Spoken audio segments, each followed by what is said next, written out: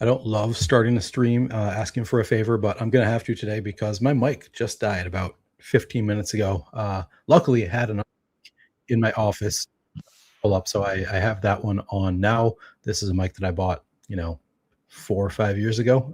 So like it's a pretty nice mic, but I don't really know how it sounds. I've never used this mic before. Just pulled it out of the box.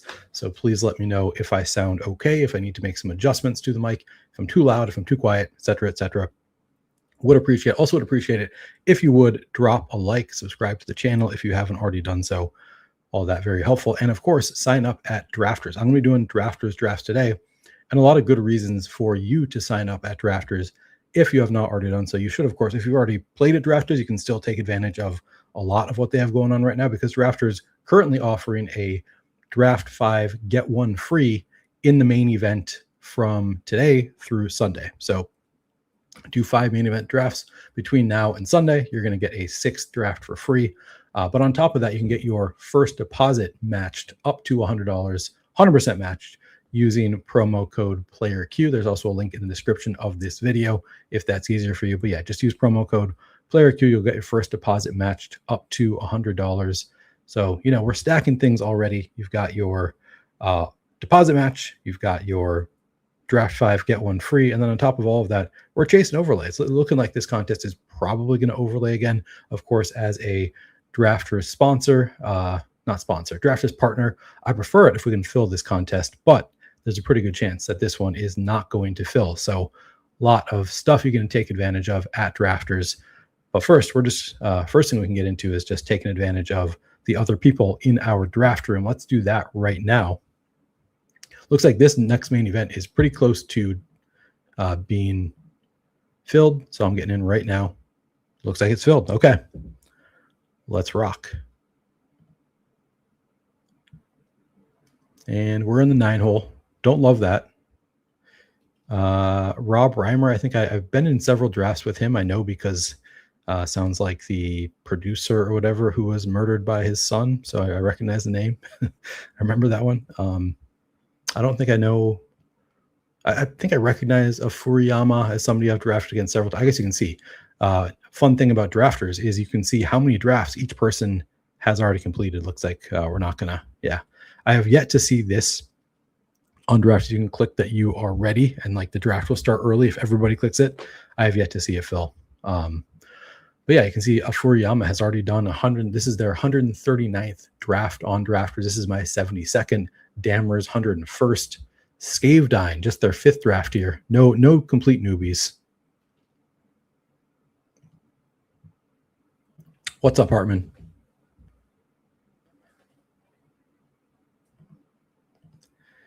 Fimps, indeed. People click on the weeklies sometimes on Drafters. I have not done the weekly drafts. Maybe this season I'll give it a shot. And yeah, everybody should be doing this draft promo. I mean, it's just free money. You draft 5, you get 1 for free.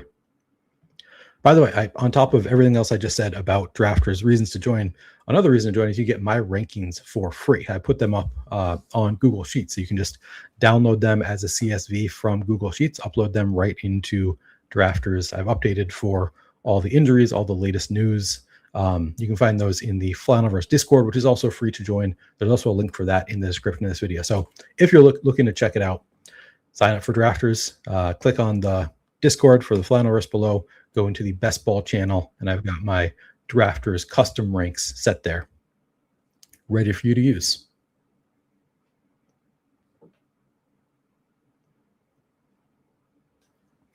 I'm, of course, wearing my Drafters swag today. Just got that earlier this week on stream.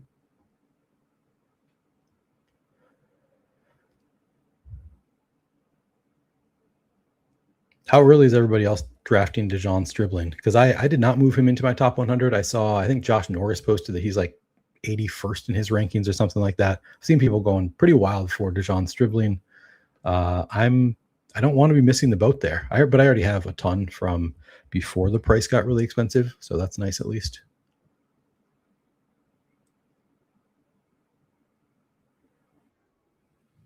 All right, James Cook, come on down.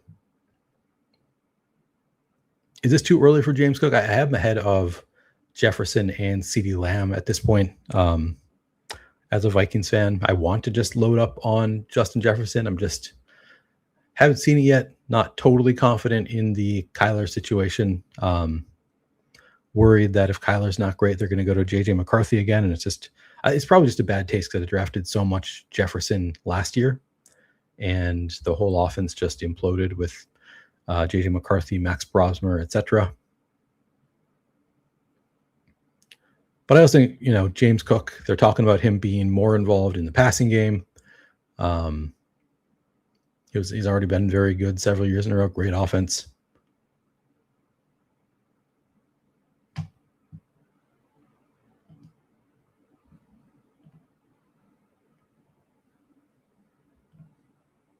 What's going on, Dan? Good to see you. All right. Kenneth Walker next in my rankings.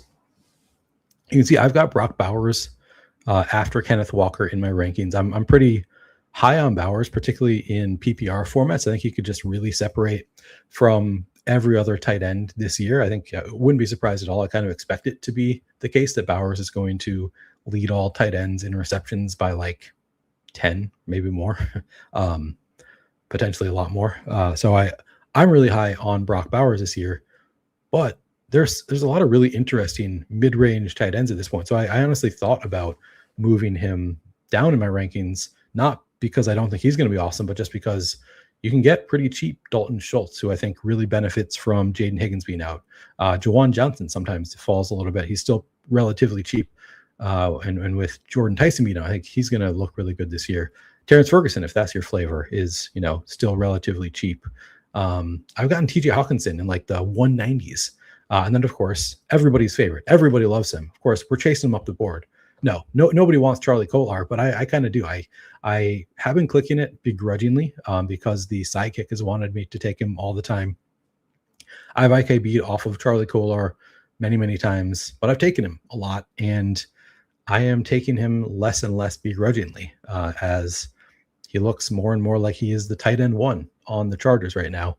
And I think people are only seeing what we've seen so far. I think people see him as he's just a blocking tight end. Why would you want him at all? And I think they're missing the fact that he was actually a pretty good prospect. I'm not a prospect guy. This is based on all secondhand, but from what I've heard from the leg up guys, part of the reason that they love him is he was actually a pretty good receiving prospect as a tight end coming into the league. He wasn't just a blocking tight end. He was looking like somebody who could be a good receiving tight end.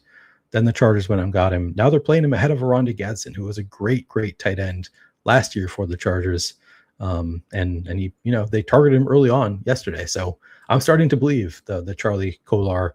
I'm not even going to call it hype because most of what you hear about Charlie Kolar is people hating on him. People hate Charlie Kolar. They hate the pick.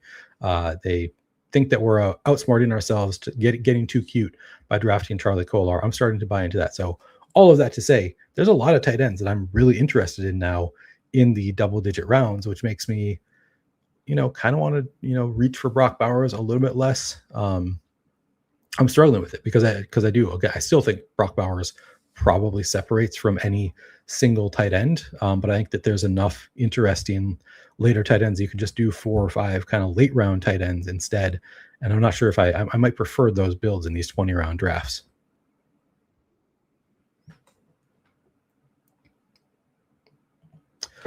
All right. Oh man, Josh Allen next in my ranks. Are these my ranks? They are. These are my ranks, apparently. I'm surprised to see that I have Josh Allen at 33. I'm gonna double check this. But yeah, let's do it. I have very little Josh Allen. The sidekick will never tell me to take Josh Allen, but I'm still gonna double check that these are correct. Josh Allen is 33rd in my rankings. Actually 32nd in my rankings. So all right. I'll take it.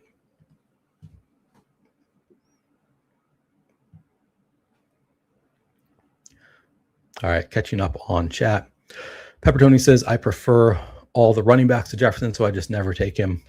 To me, he's a wide range of outcomes. Like he's not the comfiest first round click, but still has the wide receiver 1 overall upside. I still think Justin Jefferson has that because he's as talented as any receiver in the league. And if Kyler Murray does work out, Justin Jefferson is going to be awesome. So, but I think that's defensible to do a full fade. You can see I have both Jalen Waddle and Tedero McMillan above Breece Hall because I'm concerned about the injury for Breece Hall. I also think it makes sense on this particular team to go with a receiver because I've already taken 2 running backs and a quarterback. So we'll start with Jalen Waddle at pick 40. I've struggled with what to do with Breece Hall. If you're using my rankings and you think you'd rather take a more aggressive approach and, get him, especially in the everyone just getting unique combos that other people were not able to get earlier in the summer, I think it's totally defensible if you want to pull him up ahead of this range and even take him late 3rd round. But yeah, I'm moving him. He's below these wide receivers for me. GM Benny. This is kind of my struggle too. Pepper Tony is that I also really like the rest of the round 2 wide receivers, early round 3 wide receivers, where like you said, we've got Drake London, Nico Collins, AJ Brown. Now Chris Olave is kind of interesting. Malik Neighbors is there. And it feels better to me when I click some of those other receivers than it does to click Jefferson. But I don't want to overreact because that is largely based on the offense being terrible last year. And Justin Jefferson probably is gonna rebound with Kyler. So, but yeah, you see people have more conviction. It's kind of interesting in the Bad Bros Brawl. I think people really let Jefferson fall pretty frequently because there I think people are just like, I really want to take players that I have conviction in, which is funny that it happens there more so than the 12-mans, but it feels like everybody just wants they want to feel really confident, and you never really feel that confident that Justin Jefferson is a clear top receiver. It's fascinating. What's up, Rob? Congrats on the 101. Congrats on the Neighbors Olave turn. That's pretty fun. Scatterboo falling a little bit there. Nice start for Rob.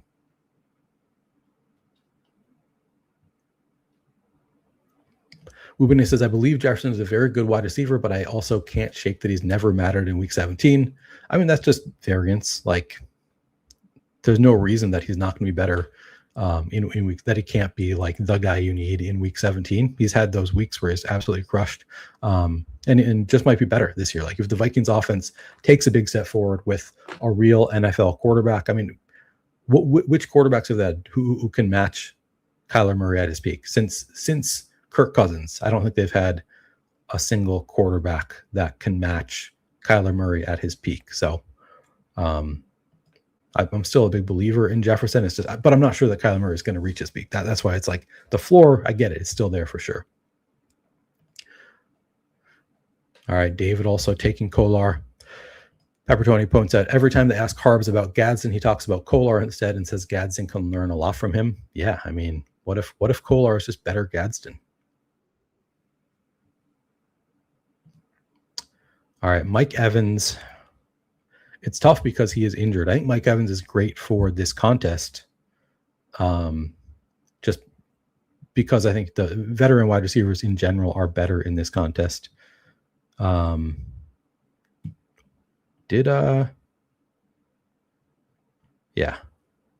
DJ Moore went somewhere. I can't find where he went on the board. Oh, he went at 37. Okay. Yeah, I was never gonna take him there. That's funny. I'm pretty low on DJ Moore in general. This is where I was like, all right, I guess I'll consider him here because I don't love my other options, and I have Josh Allen. But yeah, you can have him if you're taking him at 36.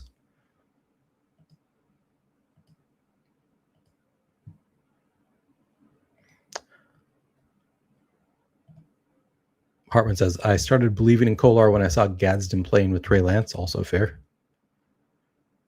K Sizzle says he can't find. Yes, I will go repost those because they're probably buried at this point. I probably need to pin them. But yeah, I'll post them right now. Go find it.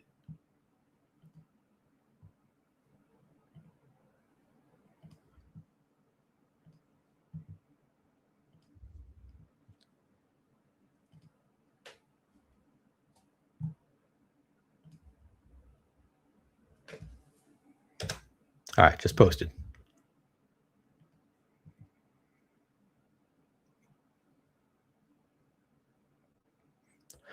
Hartman says all the Twitter guys with PT after their name don't seem very concerned with Breece's injury risk. Yeah. I just don't love starting the year with an injury. So we're at 1 quarterback, 2 running backs, 2 receivers. Yep, I'm going to go Trevion Henderson.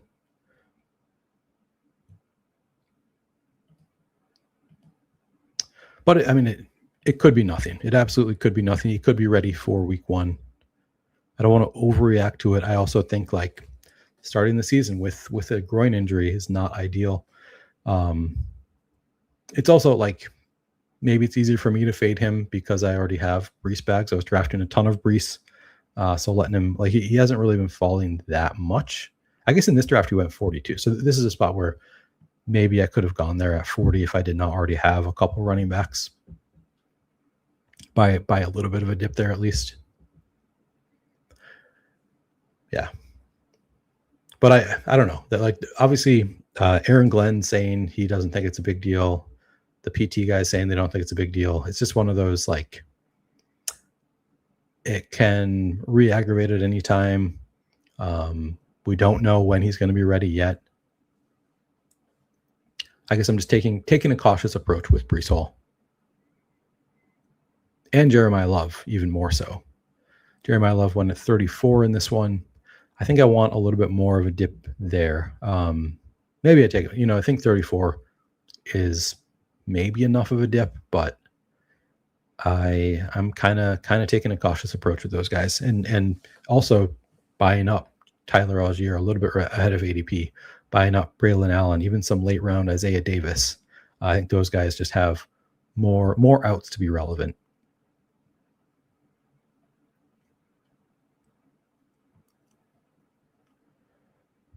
Yeah, I hear you, but I have the same concern. Last year, Justin Jefferson was terrible, so it leaves a bad taste in your mouth, makes it less palatable. But this year, hopefully, he can do it.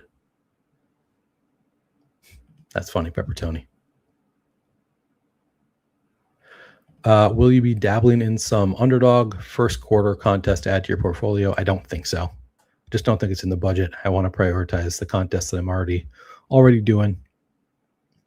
I'm not doing the new sprint contest, the 6-man sprint. Like, it's cool. That's cool, but I'm not going to do it. All right, Chris Godwin, another one of those olds that I think is just better in this format because, again, it is scoring does not matter when you get your points.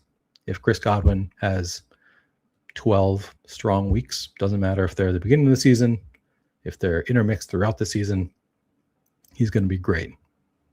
Maybe you have concerns about Chris Godwin being that dude at this point. Maybe Egbuka has passed him, but if he is good, this is a good format for him.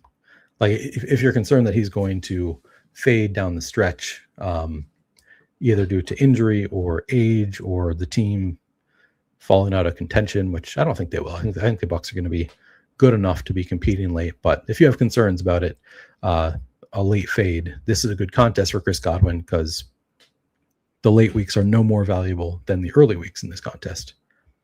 All right, Rico Dowdle. I'm buying him. I've got Rico Dowdle ahead of, I guess it's not a hot take. He's ahead by ADP at this point. For a while, it seemed like a hot take to have Rico Dowdle ahead of Tony Pollard, but yeah, apparently not anymore.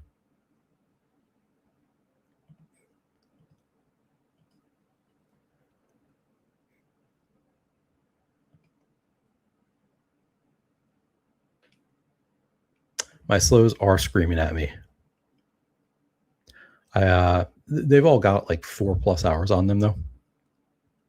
I said this the other day. Like, we're at the part of the year where I'm no longer just doing them when they come up. I'm bleeding the clock a little bit on the slows, which pros and cons. The pro is right now we get news every day that is really important. Like, big injuries are happening. Jaden Higgins out for the year. No, like, they had just said he was fine that day, and then nope, he tore his ACL. He's out for the year. So you got to kind of bleed him a little bit just to take advantage of that type of news, both for not drafting the guy that gets hurt, and then also, becomes more valuable to take their teammates. Dalton Schultz shoots up the board. Tank Dell, Jalen Knoll, all those guys benefit. So yeah, I'm letting my slows bleed a little bit.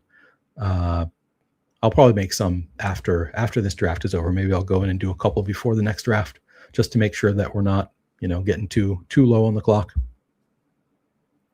The downside to doing that is a lot of these slows are going to hit when the clock speeds up at some point. That is going to be rough for me. This is a good point, Charles. I actually have not even looked at the pay structure, but yeah, this contest that we're in right now, this is the main event. This is a $15 contest. They have weekly prizes for this, so maybe I'll look at that between our drafts also.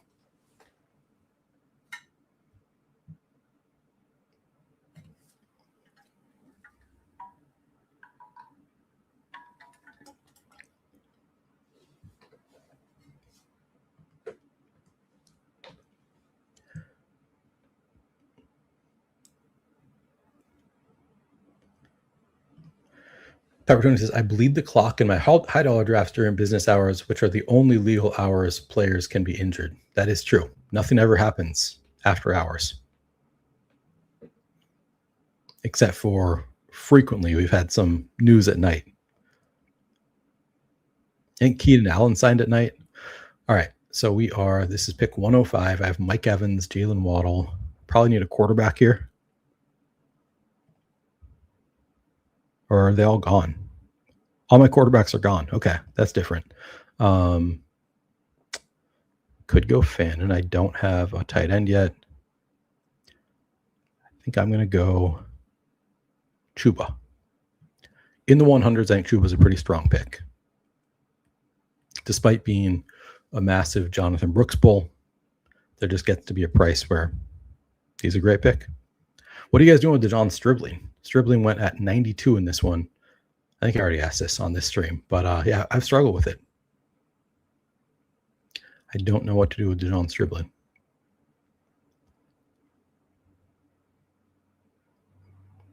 Man, Grandpa sniping me on Purdy. He got Hurts at 80. Bowers, McBride, bully tight end. Interesting.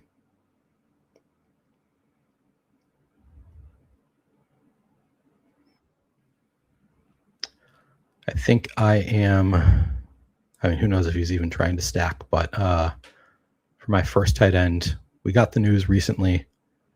George Kittle, looking pretty likely for week 1. I'm liking Kittle right now.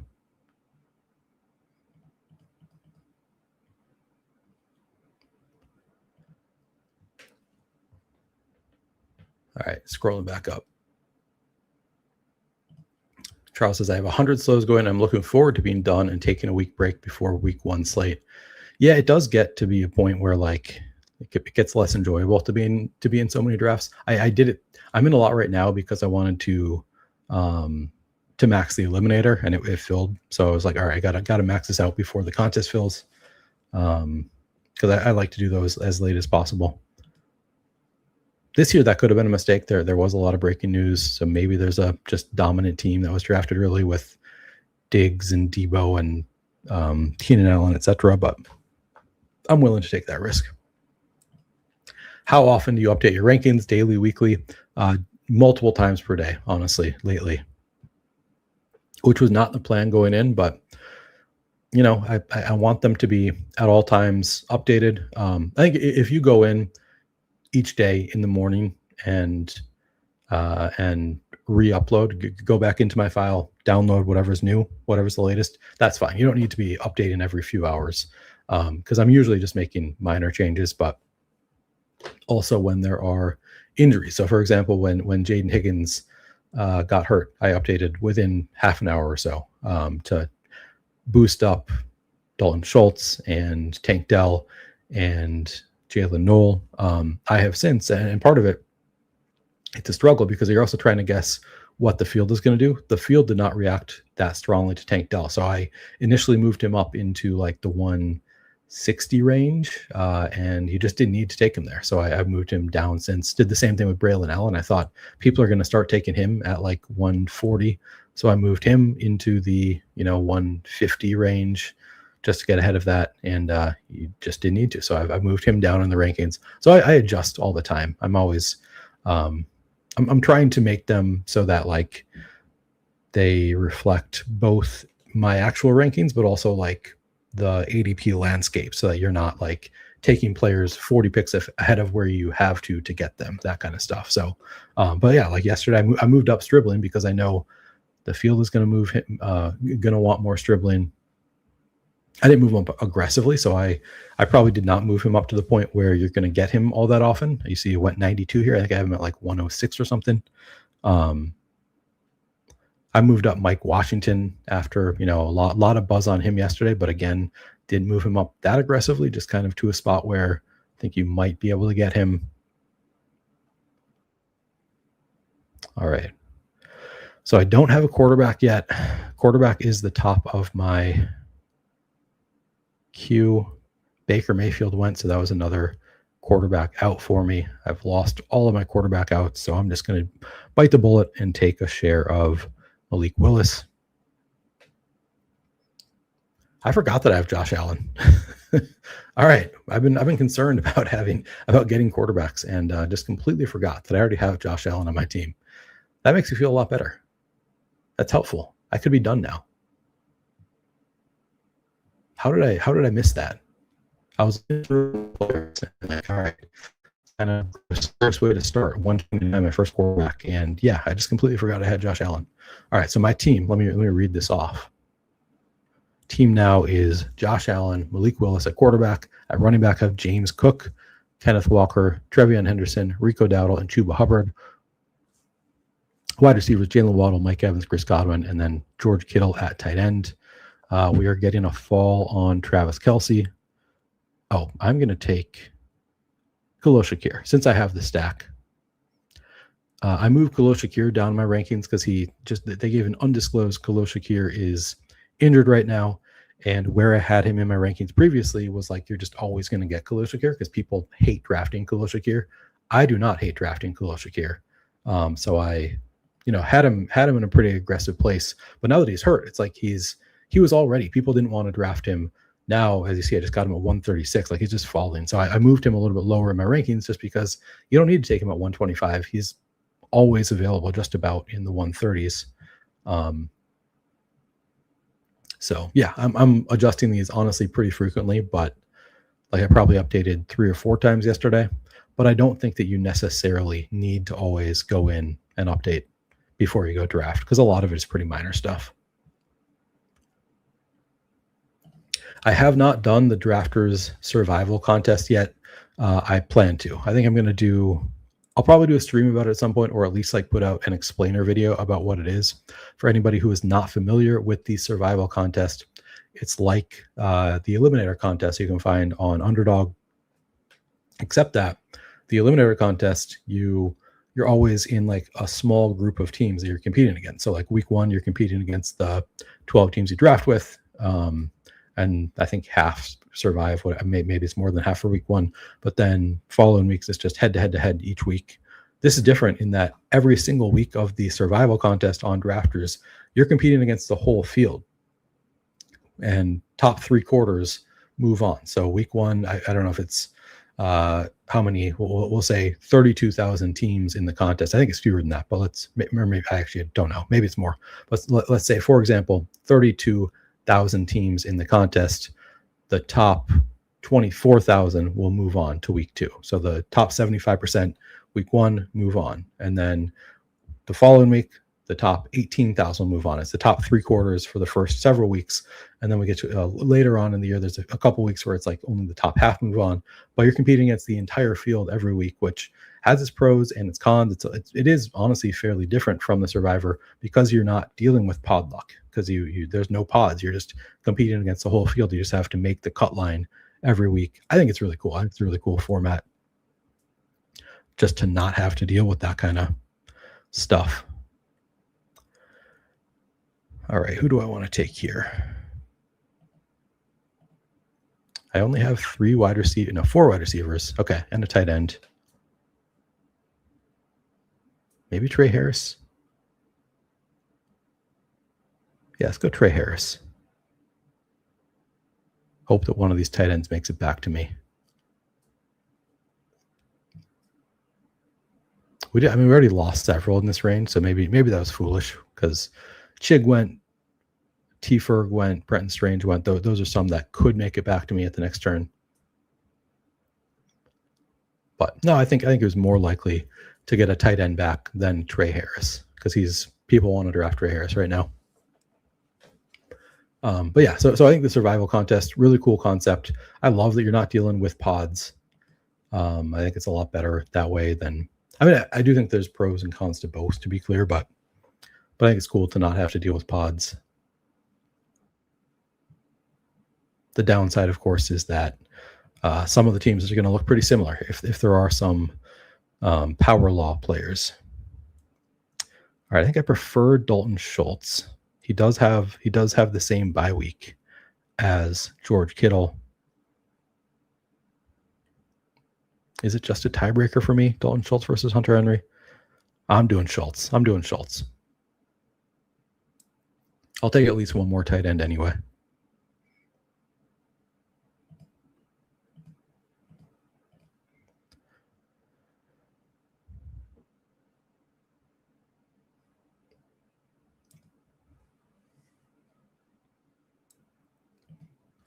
Wonder if we get some weird 5 p.m. Friday news this week. Woo Benny says maybe suspensions announced.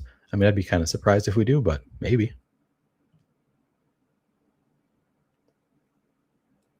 Pepper Tony also getting tired of the slow drafts.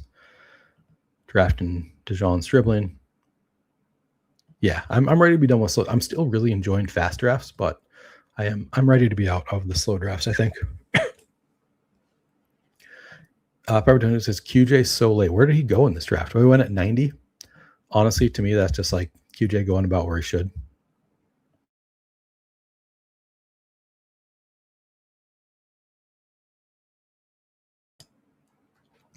Harmon says Stribling top 100. I'll let other people have him like Ja'Cory Krasky-Merritt last year. Good pick when he went later, but the height might be outpacing his value. Maybe he's a guy you need, though. That's basically where I'm at, too. I think I might be willing to chase him up into like the 90s potentially, but I have not been doing it yet. Charles says Strib went 26 in Nez's BBM earlier today. That I'm not going to be doing. Top 100, maybe. Rob, that's good for you. I do not have bags of George Kittle, and I'm kind of trying to catch up right now. I've been surprised the past couple days how much George Kittle I've been able to get at or past ADP. I've kind of assumed when they announced that he is possibly going to be ready for week 1 that people are going to be moving him way up their boards, and that just hasn't happened. I still I don't want to get. I'm not going crazy for the Kittle. I'm still I moved him. He's in the same range as DeJon Stribling for me. But he's also Dalton Kincaid, I think is pretty similar. I don't think that George Kittle is that much of a better bet than Dalton Kincaid. I think they're both pretty good. After pick 100, good picks. So I'm not, going out of my way to force big bags of Kittle at this point. But since the field hasn't reacted much, and I do think there should be some reaction, I've been going out of my way to get some at least. All right, I'm taking Jalen McMillan here. I actually moved Travis Hunter down pretty significantly. Taking him behind Jalen McMillan. It's a little tougher, but the reason for that is not that I'm really that much less bullish on Travis Hunter right now. A little bit. I have some concerns there, but mostly just that the field lets me have him whenever I want him. So if I have preferences between the other receivers available, then I'll just push the Hunter a little bit. All right, so I am at a 2-5-6-2 build with Josh Allen and Malik Willis. James Cook, Kenneth Walker, Trevion Henderson, Rico Dowdle, Chuba Hubbard. Wide receiver Jalen Waddle, Mike Evans, Chris Godwin, Khalil Shakir, Trey Harris, and Jalen McMillan. Tight ends George Kittle and Dalton Schultz.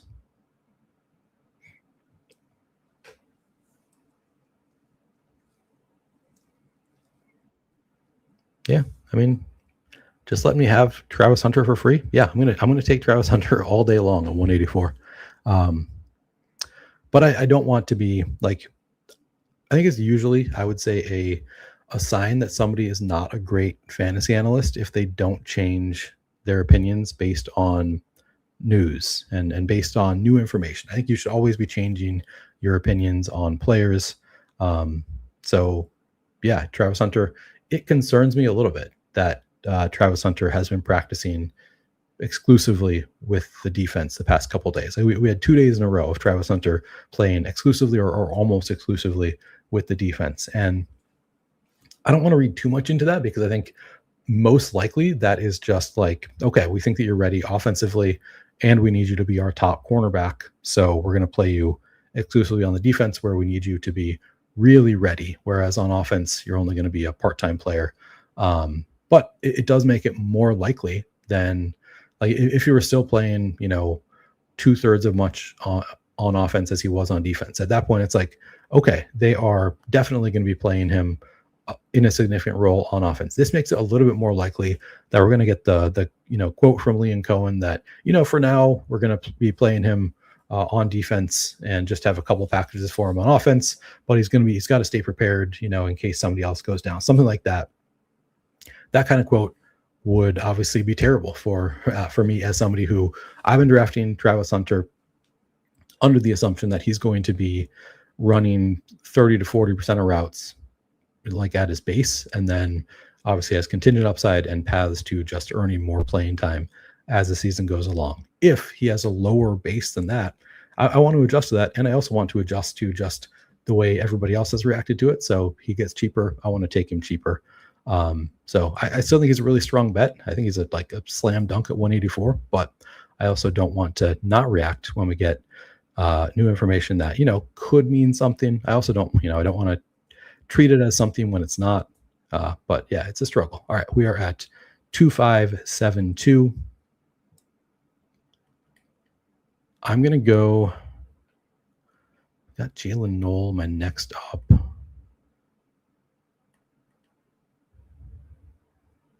Yeah, I'll do that. I'll do Jalen Knoll.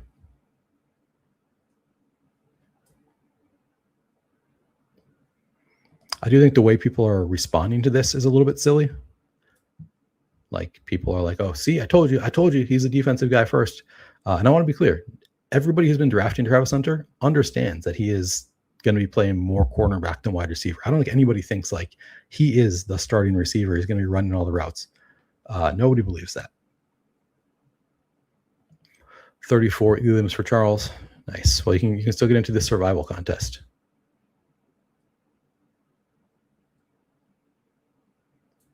Agree with this. Charles says stupidest philosophy is I can't take X player because others got him way cheaper earlier. You wait until August to take the correct players. Yeah, no, I think you just take the best players you can at the time that you're drafting.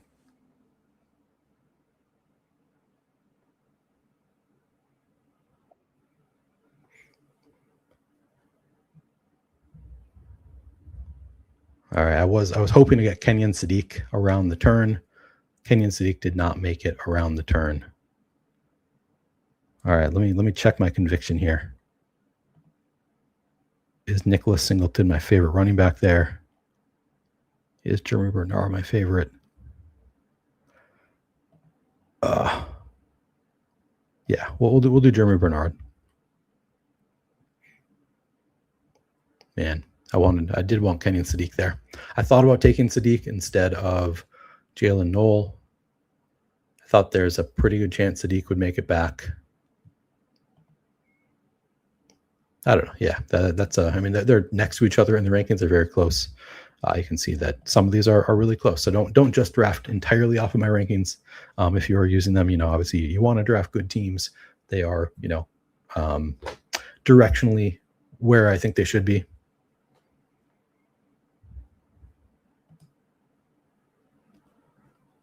All right, Jim, I will send you a link and we'll get you in here for the next draft.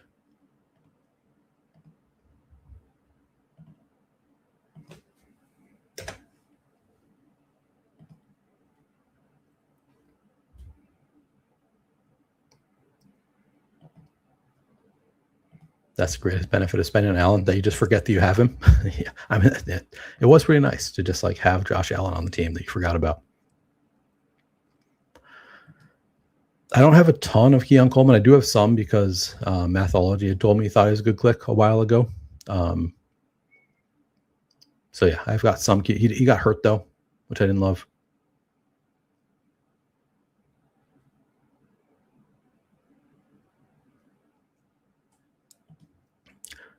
Ooh, but anything talking about these survival contests, I like it a lot. I just like some tweaks to see the final week be smaller and be guaranteed some profit for people who max or even near max, but real good start for a new idea. Yeah, I haven't looked closely at the payout structure because I haven't played it yet.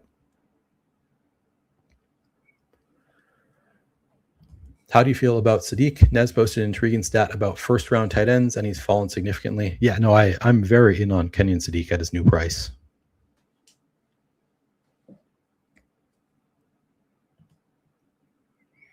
Charlie Kolar went. You think that you can just wait on Charlie Kolar, and then he goes at 221. Look at him moving up. All right, Jim. Let me make. I see Jim in the room. I'm gonna wait to bring him in after I make my pick here. Maybe I'll wait until I've made both my picks because I don't want Jim coming in here being like, I want equity in this team. He's an asshole like that. He's just gonna demand equity in my team. I'm gonna go Darren Waller here. I think this team could use a third tight end. I like Waller in this contest because Jim could put himself in the stream. You can do that, Jim. feel free to join. I'll just add you. I'll add Jim to the stage.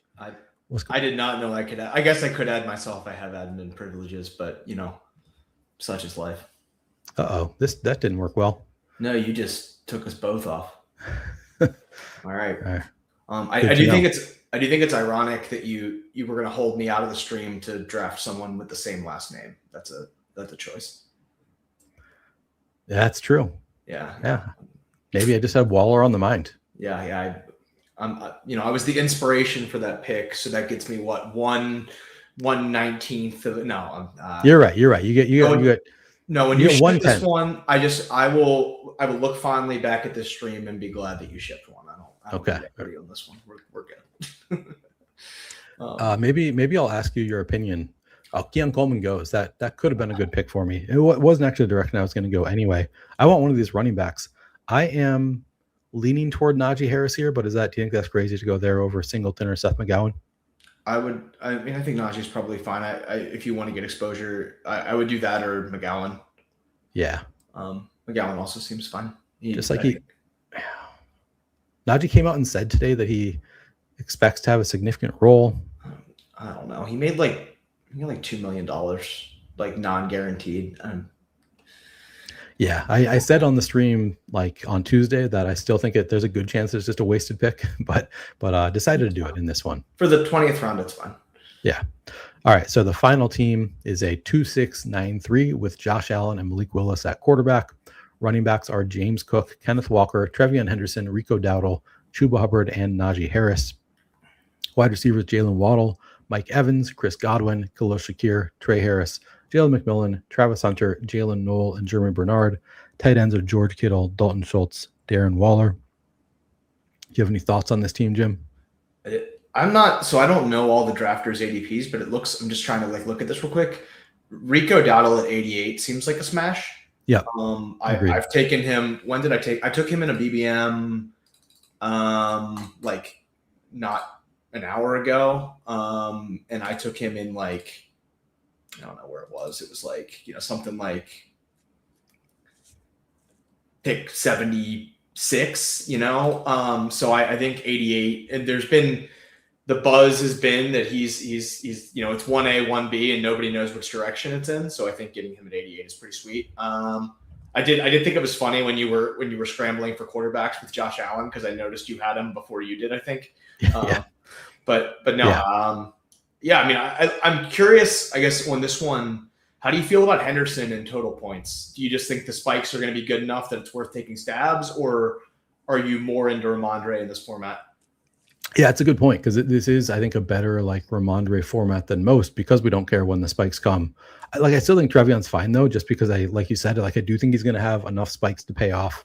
And they could start early in the season for all we know too. And not like we don't want late spikes. Also, they're not any more valuable. So I agree. He is theoretically at least less valuable in this format than in the pod format of a BBM or DraftKings. But I think he's fine at 64. I think he's just that's a decent value for him. What do you think? Yeah, I take him. I've been excited to get him in the standard contests in the 60s, because I was light on him when he was going in the early, the late fourth, early fifth, mid fifth, was just kind of taking the other guys in that range. So, but I do think also like when you're playing something like a drafter, I don't know where Henderson's ADP has been the entire summer on drafters. I don't know if it's been kind of static in this place or if it's moved backwards. But since you're competing against everyone in the contest, on a team like this where you have Cook and Walker and Dowdle who are going to, and Chuba hypothetically, who are going to give you stable, consistent. I mean, spike weeks as well, but like you aren't going to lack for floor. The Henderson ceiling might be the thing that like makes this team stand out and actually finish super high. So I like it for that. I mean, Hunter at 184 is cool. I've been a bit of a skeptic on his stuff the whole time, and it's more so not because I don't think he was always going to be a defensive player and that he's going to play some offense, but I think similarly to how people might be reading too much into the snap distribution in like a practice here or there now, I think people might have took like there was that interview where Liam Cohen kind of laughed when they said like is Hunter only going to play like defense this year, right? And I think some people took that to mean like, oh baby, like Liam Cohen is ready to unleash this guy on offense more, and I think it so was like one there's some ego management there, right? Like Travis Hunter was the number 2 overall pick. He's an awesome athlete. Everything they've said about him is that he is like an alpha who like, he has that presence about him. I think if Cohen doesn't just like acknowledge that he's going to be a two-way player regularly, it's that could create some issues. Whereas like he doesn't need to be the two-way player that he isn't. My kind of view is that he doesn't need to be the two-way player that he is in 2027, in 2026 when he's coming off this ACL. So I've kind of always thought this year might be a slower year on offense, but that doesn't mean I'm a fader of the overarching Travis Hunter talent that could materialize. But again, at 184, all of the risk is baked in. Like, completely, it is completely baked in. He could get 1 week for you on this team, and it would be great. So yeah, I like that receiver room. I love Chris Godwin. So to get him, I mean, 77.5 seems totally fair in a total points. I think he should be. So 81 feels really good. Yeah, I think the team's pretty good. Who are your tight ends? I saw at the end that you were taking one, but yeah, it was Kittle and Schultz and Darren Waller. That's also. I mean, Schultz anywhere near ADP in a total points, where the takeaway from the Higgins injury has been they're probably going to lean a lot on Dalton Schultz because they don't really like any of their receivers. Is pretty awesome. Waller is fun, and Kittle, as you said earlier in the stream, he's more likely to be a week 1 than not. So, yeah, I like the team. Jim, is there any way to get your camera a little bit more centered? Let's see what we can do here. We can. I know you teased it yesterday that this might be possible. No, we got Look it. at that. Look at that. I knew you could do it. I am. We are purely Bush League over on this half of the Flannelverse. For anybody who watched Jim's stream last night, if you have not watched it yet, go back and watch like the last 5 minutes because you see Jim sign off and then just leave the stream running for a couple of minutes. But you were off the screen, so like people couldn't see you or anything. It was just the blank screen. Yeah, I did leave the stream. I just did not turn off the stream. And then we were having a conversation. You were like, "Hey, by the way, you left our stream running." Yeah. So we're learning. To be fair, that's the first time I've done that. I clicked the wrong It is button. not. It is the second time you've done that. Second time I've done that. All right. Let's get into another. Actually, before we get into another draft, I wanted to take a look at this format because people keep talking about the weekly prizes, which I totally forgot that these exist. Did you know about this, Jim, on drafters? For each week, so like you get $5,000 for first. I have not looked at the amounts yet. I think that's awesome, right? Like top 10 each week. Total points is hard, so it I think the added sweat of that, okay, my team started slower than I expected, which for most teams would mean it's pretty dead to get like a top prize. It's nice to know that you could still score, a 10th place and like 6x your money or whatever, 6.5x your money on that particular team, which is pretty sweet. Yeah, no, I agree. I'm not even considering the weekly prizes, but that's a really cool wrinkle to have potentially $5,000 just for doing really well one week. Yeah, it's great. All right, we're gonna get into a draft. 9 more to join us. Again, I have taken the promo off the screen. Maybe I'll throw it back up for a minute here. But you can use promo code Player Q to get 100% deposit match up to $100 if you are a first-time depositor. Highly recommend signing up now. You also Drafters also has a Draft 5 main event teams. Get your 6 free just for the weekend. So another reason to join. And then of course we are potentially looking at some overlay. Only 75,000 entrants so far out of 112,000. So a lot of reasons to get excited about Drafters right now. At some point, I'm going to be doing the survival contest as well. That one is less than half full right now. I think that's a pretty cool contest. Yeah, that's one I definitely want to look at. I've been meaning to dive more into the Drafters streets, and that one is one that I thought was pretty enticing. I did a little bit in the eliminator format, and so getting something else kind of in that realm is a fun weekly sweat, which I think if my portfolio needs anything right now, it's more of those, because I have plenty of season long traditional best ball.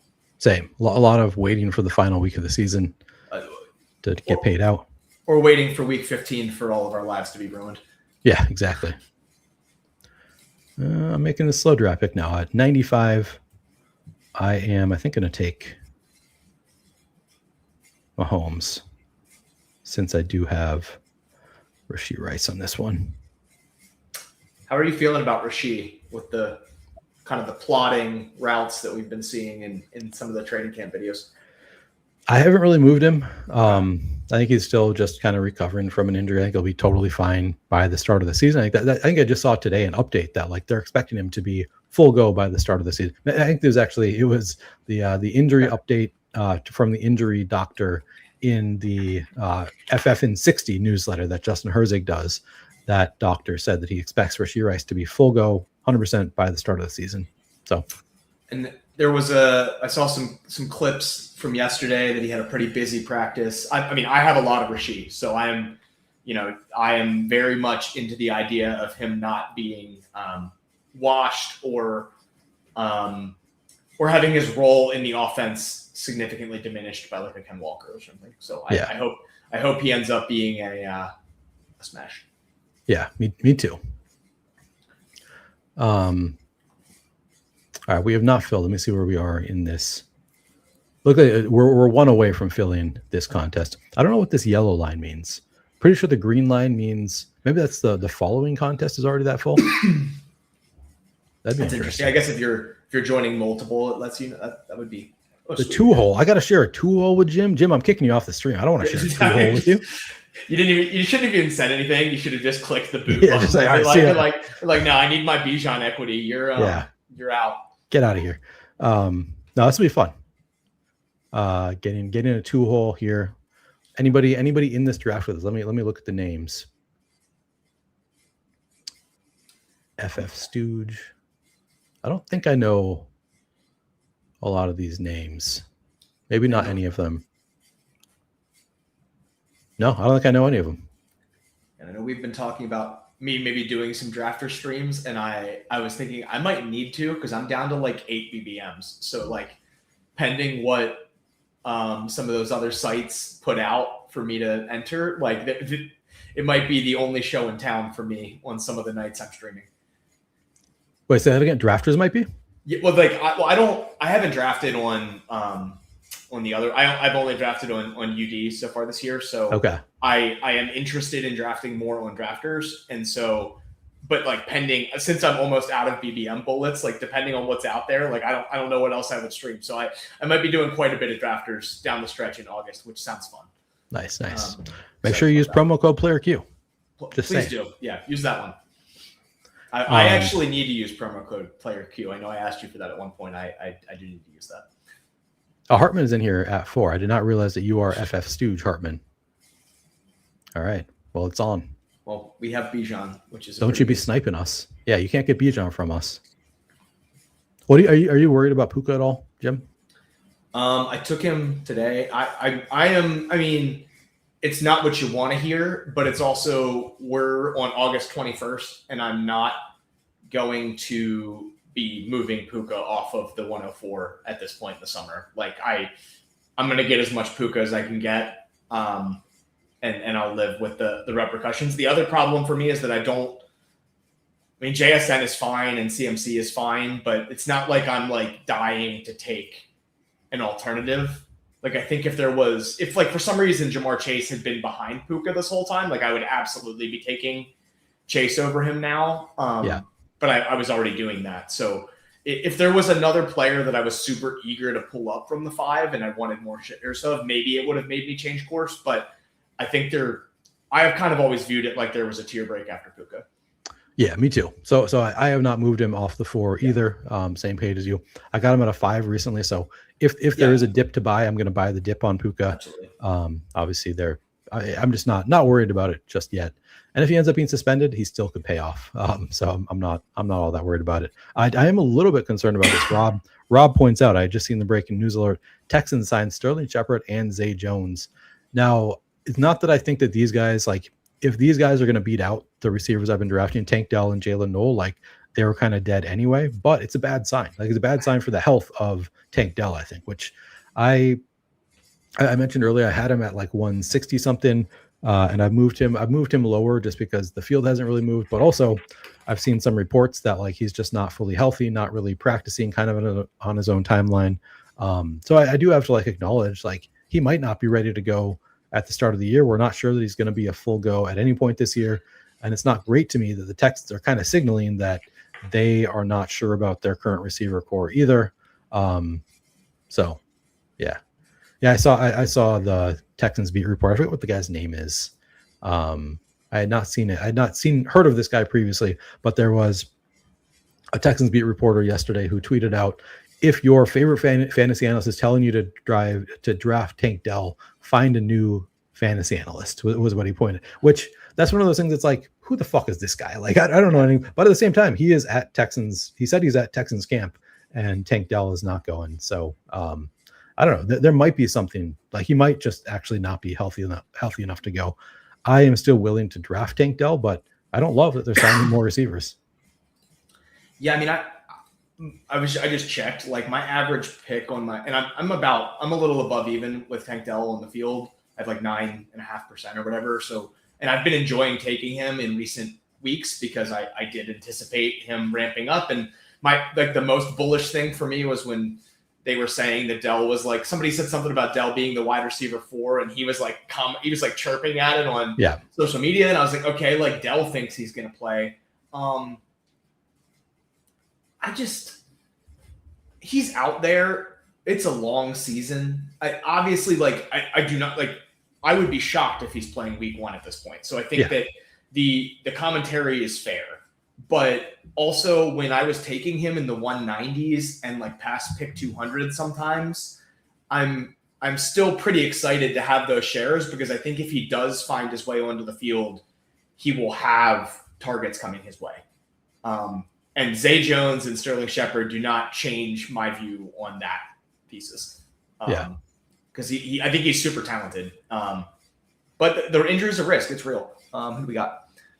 Drake London would be my pick. There's also George Pickens, Chris Olave if you prefer, but no, I think in total points it's even more reasonable to take I sometimes get squeamish about the double Falcons in a contest where you need the biggest spike week possible.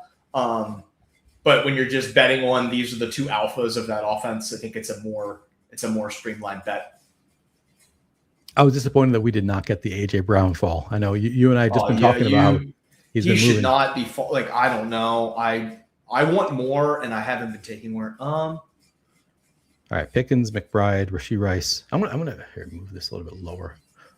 Do you like Pickens here, McBride? I like Pickens here.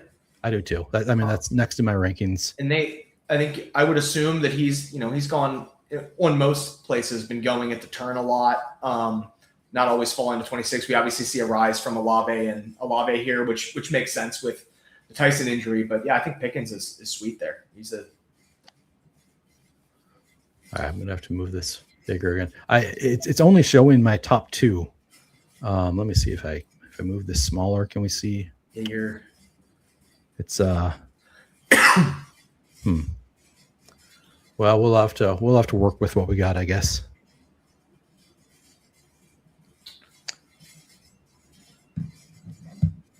But I'll show the board, and we can. I think generally we know who we're looking at each turn anyway. If I don't know who's coming, then I don't know what I've been doing for the past 2 months. Yeah, exactly. Andrew, this is incorrect. Mike Garafolo just tweeted out that they're going to sign. So maybe they're not signed yet, but Mike Garafolo just tweeted out that they are both going to sign with the Texans, for what it's worth.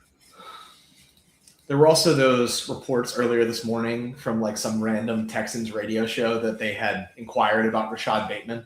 I know. Yeah. I thought you'd like that. I think it's a joke. But I also I was like, okay, like if I've been drafting at the Texans wide receiver 2 at pick 200 all offseason anyway, I've been loading my Jacoby Lane bags. It might not be the worst thing for me, but I would be shocked. Like Bateman has been in trade rumors like 75 different times. And the last time he got extended, like mid-trade rumor.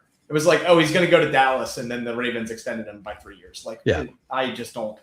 I do think they called because I saw that one of the guys who was reporting that used to be a Baltimore Sun reporter. So I wouldn't be shocked if, like, I don't know, he got some tip from somewhere in the front office that was like, oh, yeah, like the Texans called us yesterday and asked about Bateman. Like, we're not moving him, but they asked, you know. Right. And that doesn't surprise me. And then Kayshon Boutte, like that seems I mean, I don't understand why New England wants to get rid of him. Like it's not like their wide receiver room is super deep and he's dirt cheap. He's on a rookie contract. Like I don't get why you wouldn't just have him exist in your locker room and have him run routes when it makes sense. But he requested a trade, didn't he? He did, but like I don't know, he was like a 6th round draft pick. I think you can just But he requested a trade, but then he also said that he wanted to stay in New England. He just like wants to have a role. I don't know. I mean, maybe he's a locker room cancer and they just need to get him out of there because he's going to be complaining when Dobbs and AJ Brown are running routes over him constantly. But I don't understand dumping him. Yeah, me neither. And obviously so far they haven't. So maybe they're on the same page. Like, yeah, we don't need to trade this guy. Let's keep him. Oh, man. So I know you gave your take earlier you gave your take last night on Jeremiah Love and Breece Hall, which I think you and I are sort of taking different approaches, but I don't hate you. So your thought was you're buying the dip essentially because you want to get unique combos. So it's actually better even in this contest than like BBM because here you're competing against everybody all the time. So like I think it benefits you more to buy the dip here when like you're actually actively competing against all those other teams as opposed to like just 12 teams for the first 14 weeks. That is true, but then on I guess the opposite token of that is that and Jeremiah Love is cheaper here, right? I think 32. That's about where you're at. The other difference though being that you can survive potentially a slow start from Jeremiah Love more in a contest where your points aren't going to matter as much from weeks 1 to 4 or 5. But yeah, I was mainly we can pick and then I can like some of these. I like the 2 that I can see. We should just take Tet. Yeah, I think so too. I don't know why he's available there, but that's pretty sweet. It's not the first time I've got him at this turn on drafters. Yeah, that's locked in wide receiver 1s with him in London and then Pickens with massive spike weeks. That's a fun wide receiver room. Yeah, this is really not working for me to show you. I'm trying to show you more of the board, but then this, for some reason, it's whitening it out. Are we up? We're almost up. I wanted Jacobs. I did too. Montgomery or Tootin are the top of my queue. JMO is my top wide receiver. Then McLaurin, Devontae Adams. Let's go running back. I'm open to Montgomery or Tootin. I take a lot of both. Let's take Tootin. there's fear with him, but I still believe that if he is actually a good football player, there is a lot of runway for him to smash. I think there is too. I like Tootin. I mean, you can see I've got Dave Montgomery ranked higher. I usually take Dave Montgomery when it's those two, but I have no real issue with taking Tootin. I'm just a huge Montgomery bull, so it's like if I'm drafting by myself, I probably take Montgomery there. But also, and part of my issue with Tootin, I guess, also is I think it's the week 7 bye gives me a little bit of struggle where it's like, man, if I take Tootin now, then I don't want to take more than one more probably, and then we get Ja'Cory Krosky-Merritt, and you get Rashad White, and you get Keaton Mitchell, and you get Chris Rodriguez also, and it's just like all those week 7, like there's a whole tier of running backs that I love, and they just all have that week 7 bye, which is kind of a silly reason to not just buy in on Tootin. But I also just I think I just like the Montgomery bet slightly better, so I think I break the tie that way. I take a good chunk of Montgomery and probably have taken more of him at that turn than Tootin, but I have more Tootin overall because he's cheaper, and I just don't know. Like I think Chris Rodriguez is also a good bet. So like I say this as someone who is like 2x the field on Tootin and then even with the field on Chris Rodriguez. So it's not like I'm trying to be open-minded when it comes to that backfield because I think there's points to be had. But if Chris Rodriguez, who is not particularly talented, is the only thing standing between Tootin and being the alpha running back on the Jaguars, I don't know. I'm willing to make that play. Now, maybe we aren't drafting Faisal Tootin at all next year. There's worlds where that, or not at all, but you know what I mean? Like there's maybe he's drafted in the 120s, 130s next year, and this was all for naught.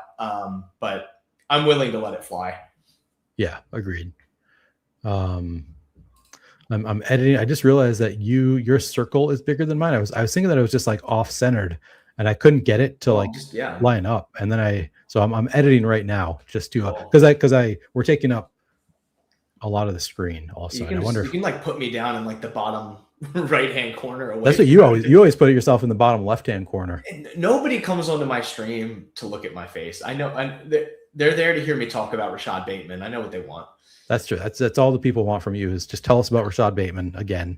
The number of people I don't know who's in the chat here there's a couple of leftover people, but the number of people who will when I say something about kind of nuanced about the Ravens will send follow-up comments or questions is hilarious to me. It's you'd think they'd be can this guy just stop talking about they eat it up. Yeah, people eat it up. I mean, to be fair, it's where is your lane? It's where can I offer something that you're maybe not going to get on every single best ball stream that you have? And it's I have read a lot of random things about my football team.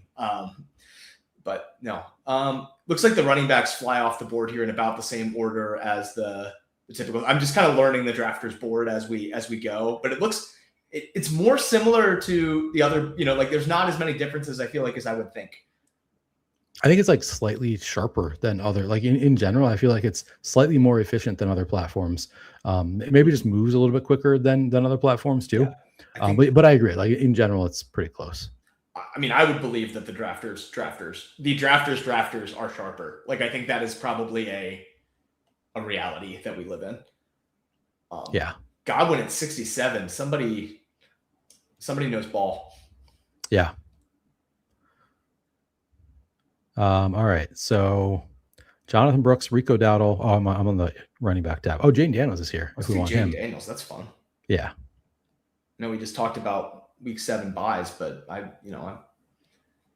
think that's more of a concern for running back for me. Yeah, of course. But yeah, we got Jonathan Brooks would be the top of my queue. Jalen Hurts, Caleb Williams, who we don't have any stacks for those. And then it's DK Metcalf, Jaden Reed, Rico Dowdle. We could reach for Dowdle here if you want to. Otherwise, Brooks. I like Dowdle here. I think I would. I know we draft a lot of Jonathan Brooks. I think that I want Dowdle. Let's do it. I think that the juice is no longer worth the squeeze where our friend Jonathan Brooks is going in drafts. If he is worth the 70th pick in the draft, then I am going to be fist pumping. And, like when we get that first breakout Jonathan Brooks run where he cuts loose and lets one rip for 40 plus yards, I'm going to be the happiest person. But it's because I have shares in the 140s and 130s and 120s and so on and so forth. I just don't, and it's more a Carolina thing, right? Like it's like there's 2 running backs there. I don't think they're going to be as quick to completely pull the plug on Chuba as maybe some others. And so I think the bet is pretty similar to the bet I was originally making. You're just paying a lot more for it. Yeah. I mean, I obviously disagree with you. You can see my rankings. I've got Jonathan Brooks ranked ahead of Rico Dowdle, but I like don't feel that strongly about it. Like I agree with you that it has been, we mostly squeezed. I think there could be a little bit more for Jonathan Brooks. I'm not chasing him up into the 6th round, but I am like, I think like this turn is like, I'm willing to reach up there depending on what's available. But Rico Dowdle is one that I'm more and more open-minded to taking him. Like here, we took him ahead of Brooks. I think that's fine. Because there have also been, I mean, you mentioned there's a lot of reports about like 1A, 1B. There's also been some people just like listing Rico Dowdle as a starter in Pittsburgh, which could be pretty valuable. So I've read those reports. I mean, I take a lot of Rico. Yeah. And that's not to say, like, again, it's not that I don't love the Brooks bet. I do. And it's funny to me. I feel like I've become a Brooks bear, but I'm like sitting on an above the field bag of Jonathan Brooks, where like he was my second most clicked running back pre-draft. He was probably my second highest owned running back in BBM for the longest time until he made this huge climb up into like the 7th round, and I kind of waved goodbye. And now I have what? I mean, I can even look. I mean, overall I have 14% right now. Like, and that's basically, you are a bear. Come on. But it's all cheap. I mean, it's 14% at an average. Like, yeah, I mean, I know I'm letting you down here, but yeah, it's a 14% at an average pick of 115. And then I was over 20% in pre-draft. And I'm just like, I'm good. You're in good. You're in good with your Brooks. See, I was probably right there with you, and then I chased him up and kept chasing, and I still have. I think I'm at 30-something%. I don't think I'm at 40% actually across everything. Respect, man. Well, of course, you're like, what have I been doing in the alternative? I've drafted 30% Ja'Cory Krosky-Merritt, so like it's not like I don't have things that are wrong with me. Yeah. Like and Bill was not. I'm at 28% Bill, and Bill was not anywhere near my highest drafted running back.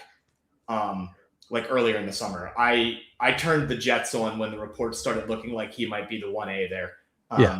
And have basically, I drafted him like 50% of the time in one of those cheap dollar contests that came out recently. I decided I was tired of smoothing out my exposures and just clicked him every other draft for like 3 days. Yeah, I mean, he's obviously a really, really strong pick where he's going right now. Speaking of, I liked. I'll also say, just looking down the board, Tony Pollard at 91 is great, especially in this contest. Like, he is healthy. Like, they gave him a couple days off. He was running today. All right, so top of my list, we've got Pitts and Harold Fannin are right here, but then also Jordan Mason, Ja'Cory Krosky-Merritt right there. If you, I would take one of those 2 running backs. I am open to either. If you want to take the one with the week 6 bye to smooth things out, that works too. Yeah, let's do that. Mm-hmm. Yeah, that's good. We could also just do both if we really wanted to. Diggs went, looks like. Maybe I kind of think I should move these tight ends down now. Now that I'm looking at it, I'm like, I think I do. You like the running backs dry up quicker than the tight end, so I think I'll probably change my rankings just to move Pitts and Fannin down slightly. All right, Krosky-Merritt goes. There is also Chuba Hubbard is here, so that's part of the reason I'm okay passing on Brooks is that Chuba Hubbard, if we don't take him here, he might still be available at 119. Like, I've gotten him at this turn several times. At which one I think is a smash. Yeah, I've been getting some. I mean, I'm going to be underweight, but I've been getting some. All right, so Chuba is there. Wide receivers: Michael Pittman, Dejon Stribling, Mekhi Lemon, Jacoby Myers. Otherwise, Pitts, Fannin, Brock Purdy, Patrick Mahomes. I'm open to. Do you want to just take a second quarterback and be done, or do you not want to do that? I'd be fine with that. Who do you like? Either of them is fine. Purdy. Yeah, Mahomes. Purdy. Let's go Purdy. Yeah, I don't care. I think in total points though, like I think Purdy could score a whole ton of points. And um I think 98's a little early for me on Stribling. I know he was one of the higher ranked guys there. I took him at like 113 or something earlier today, and I was happy to get another share, but I don't know how much higher up I'm gonna be going up the board. I know you were talking about that with some people in chat earlier.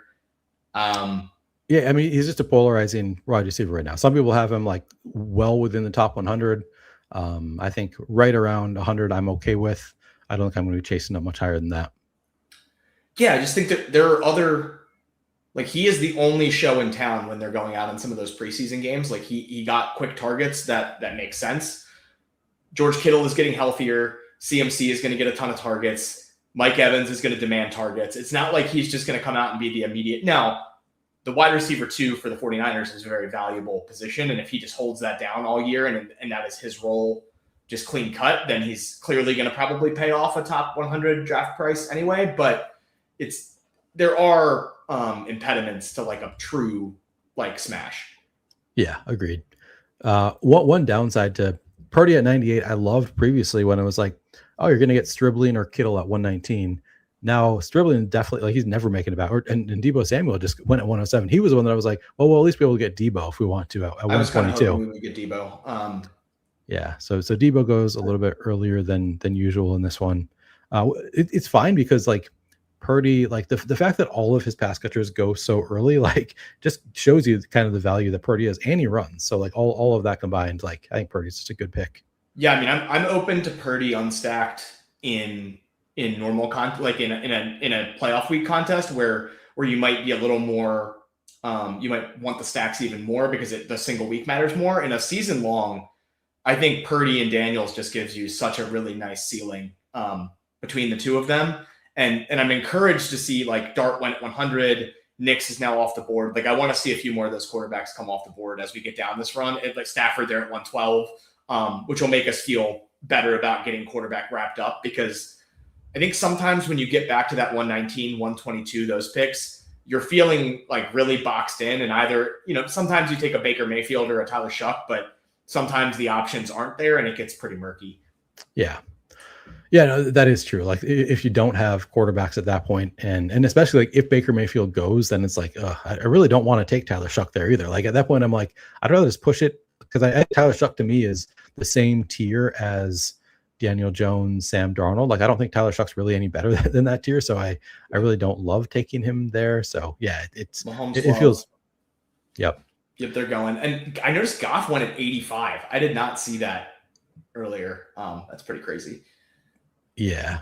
Mahomes, in a recent draft, I got Mahomes at 118 and then I got Kelsey at 142. Just like I was like, how does this happen? That's pretty sweet. Yeah. Let's go. Kittle makes it all the way back. That is an absolute smash. That is, I feel completely validated. I feel so validated that we randomly just took Purdy.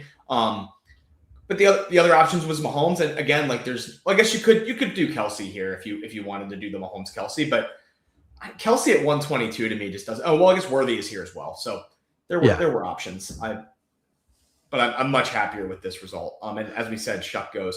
All right.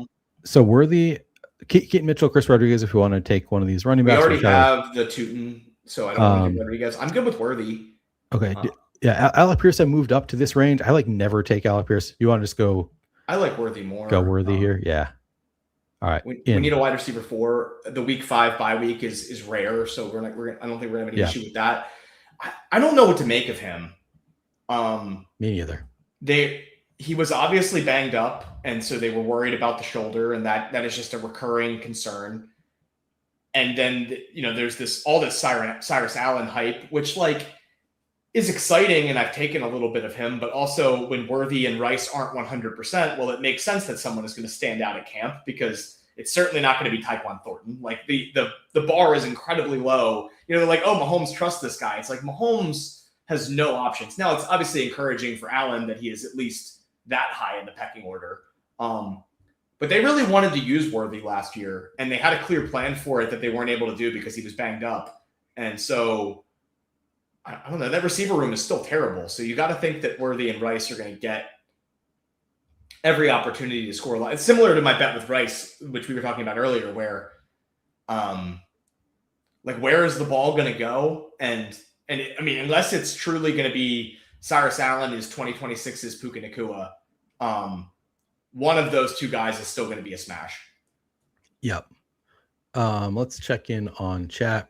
Hartman says Harvey seems expensive for season long. I don't really know where he goes in season long, but yeah, I kind of agree. He's going to be a tough. I mean, if he's going in a similar range, he's probably going to be a tough week to week that you're like really happy that you have Harvey in there, because even when J.K. Dobbins went down last year, he was like not really a smash. Cheap time box contests are fun. Agree. Yes, they need to. Nico Collins needs to stop getting hurt. This is an interesting question from CCAC Sports. Would you rather pick up Cyrus Allen or Caleb Douglas half PPR season long waivers? My vote would be Cyrus Allen, just because I think the ceiling there is way higher. You know, Caleb Douglas is interesting in best ball because he's going to start and it's possible he's going to score some touchdowns, but Cyrus Allen is the one that could actually be a weekly starter for you if things broke right. Yeah, there's at least a world in which Cyrus Allen is like, you feel great having Cyrus Allen in your starting lineup. I don't think it's likely, but it's really unlikely for Caleb Douglas, in my opinion, on that Miami offense. Much more likely, I think, for Cyrus Allen. So yeah, that one pretty easy for me, Cyrus Allen. Could be wrong. Caleb Douglas has had some hype also. I mean, I drafted a lot of him in round 18 for a little. I'm glad I did too. I felt kind of weird about it when I was doing it, and then now that he's gotten the hype and he goes in like round 16, I'm happy that I just impulsively was making that decision, because it's a harder bet the more he goes up the board. Yeah, agreed. Like I'm not loving clicking him now. We might see him show up in my ranks. I moved him up slightly in my rankings just because he never even showed up for me where he was going. So I was like, all right, I guess I'll move him into a range where, like, if he falls a little bit, maybe you can get some Cyrus Allen, but he's moved up too much to where I'm probably just not going to draft a ton of him. Let me tell you about a draft I did on Drafters 2 days ago. So I already told you about the Mahomes and then getting Kelsey at 142. I also in a draft got Joe Burrow at 5, T Higgins at 44, and then Jamar Chase at 5, T Higgins at 44, Joe Burrow at 68. Which I was like, how many people in this contest are going to have this triple without like mega reaching for it?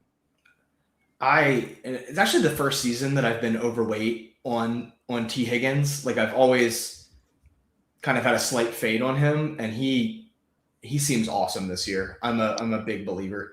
All right. So yeah, probably not running back. Denzel Boston, Trey Harris, Keenan Allen, Ryan Flournoy at wide receiver. Chigakonko. Oh, we can do the stack. Preference between Denzel Boston. Let's start with the receiver. I'm good with Boston or Harris. Let's do Boston. Deal. I thought we were gonna have the Jordan Tyson versus Denzel Boston conversation, but then Jordan Tyson I would have been a little. I mean, it's harder in this than it is in the other kinds. And what price did I did a Dalmatian today that, where did he go? Because Sacrilegious got him in a room I was in, and it's always interesting when I see those guys in a draft, because I then think like, oh, that's where their rankings have the guy, because like I don't know until I know.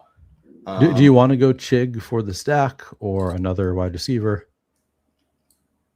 You know, I kind of like the later tight ends. I'd be open to just taking Trey Harris here and having another wide receiver. Yeah, I'm okay with that. Unless you want to take Woody Marks, but I don't really. Yeah. He has not. I saw people talking about like he might move after his big preseason game yesterday. I haven't really seen that in my rooms. Woody Marks.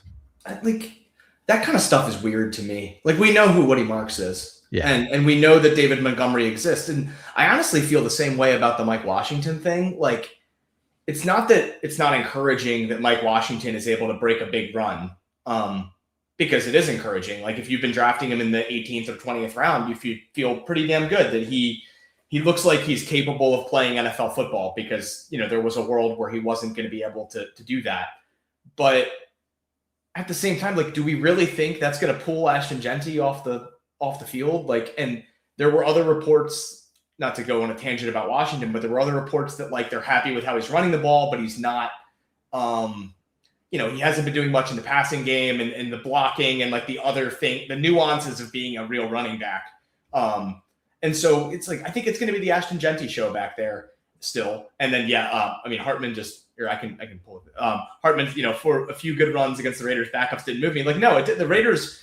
I don't know if a few good runs against the Raiders starters would move me. Like right. They're going to be a bad defense. So also like the one really big run he had last night, because I did watch like the beginning of that, or I pulled it up like right before I started streaming. There were like 6 missed tackles, like where like a bunch of guys just kind of ran into each other around him, and then he was just like loose. And we know he runs a 4.3, so like, or I'm talking about Mike Washington, but yeah, Woody Marks. No, we know who Woody Marks is. Yeah, no.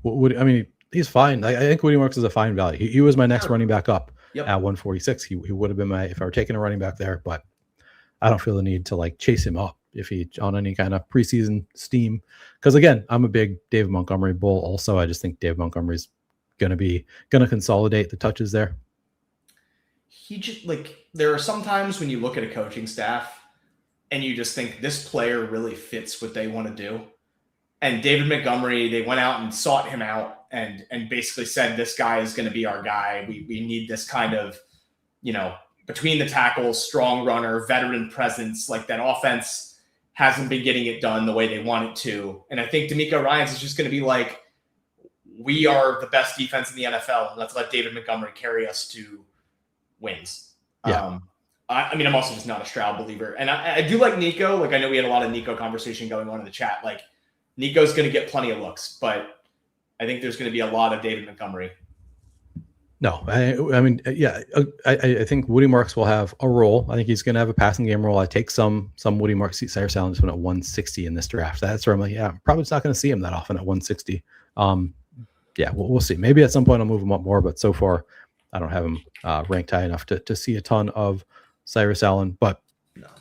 Dave Montgomery, I think like he's going to get enough touches that even in a not great offense, he'll probably be good enough. I also think like the offensive line is expected to improve somewhat to be like more middle of the pack, closer to middle of the pack, as opposed to like the worst offensive line you've ever seen. So I think that's going to benefit Dave Montgomery pretty significantly. I like Nico Collins. I take him, at the 2-3 turn. I'm just not. Some people I've seen him taken ahead of AJ Brown and Drake London and Brock Bowers, and I'm not into that. I'm just not doing that with Nico Collins. No, I wouldn't do that either. And that's actually been kind of a problem that I feel like I've had, is that all of my Pickens shares and my Nico shares come at the turn. And so like the player combos that I get with them are it's a very narrow type of team that those guys get drafted onto, which I don't necessarily love, but I also don't want to fade any of the guys in front of them to get more diverse stuff. All right. Ferguson went, Shig went, Strange went. I know it's a double buy, but I think Dalton Schultz is a smash here, and I think we should take him.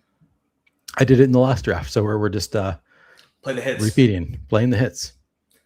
Just I don't know why Dalton Schultz would be going at 167 right now. Bizarre that he has not shut up board. Like people just have not moved him up their boards at all.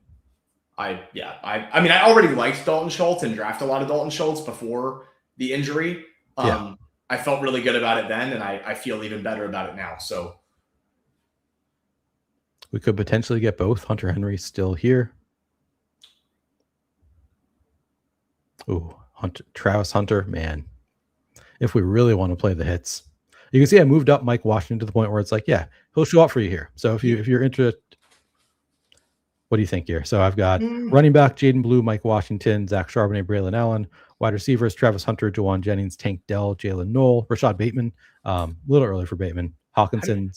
How are you feeling about Jaden Blue right now? Like I know it's been a little murky with the Dallas. I don't have a ton. I'd be willing to take him here. We can take a Jaden Blue share. That's fine. Would you rather go Mike Washington or Jaden Blue? No, I'd rather go Jaden Blue. I think it's fine at 170. He's going to have a role.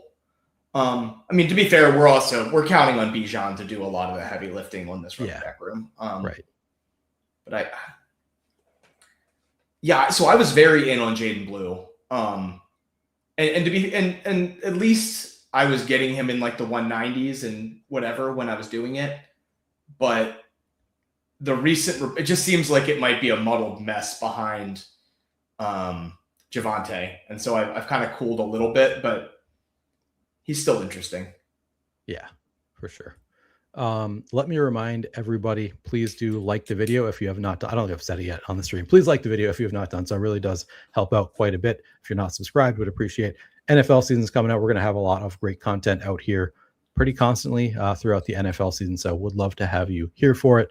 Also, if you're not signed up for Drafters yet, as you can see on the screen, use promo code PlayerQ. You can get your first deposit matched 100% up to $100. So you put $100 in after using promo code PlayerQ, you'll get $200 in your account. You can then use that in the main event. Draft 5 entries, you'll get a 6 entry free. So just stacking value on value here at drafters.com. There's also a link in the description if you want to take advantage of that promo code. And of course, as I've mentioned several times, you can find my free rankings for the Drafters main contest in the Flaniverse Discord, also free to join. There's a link in the description of this video to the Flaniverse Discord in the Best Ball channel.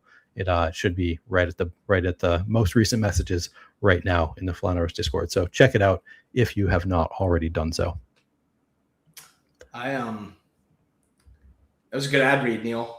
Thank you. I've never uploaded rankings on any site ever, and I think I might just upload your Drafters rankings in. So it might be the first time I upload rankings.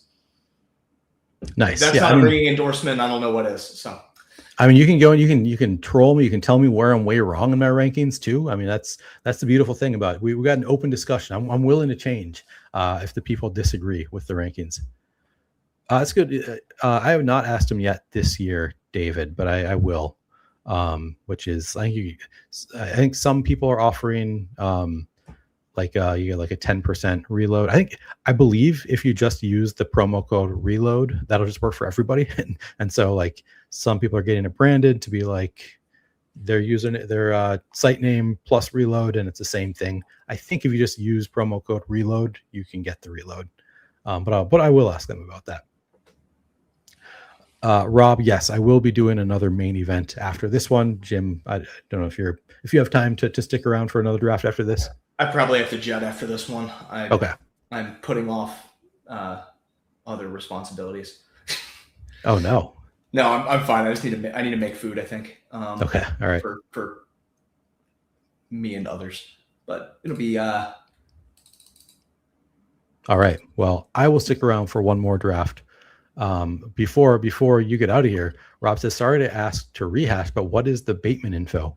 I think I don't know what he means by this. Maybe just your take on Bateman.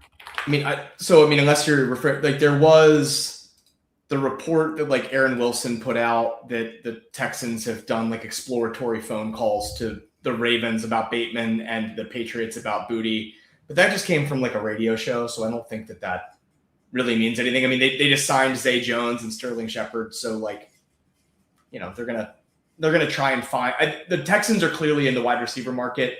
It seems like they maybe had some interest in seeing if Bateman was available, but I really doubt that he is. One, because it's not a great cap decision for the Ravens to cut him. They lose some cap flexibility, and two, or could not cut him, but trade him. And two, they have like no veterans in that wide receiver room. It's not really a great place for them to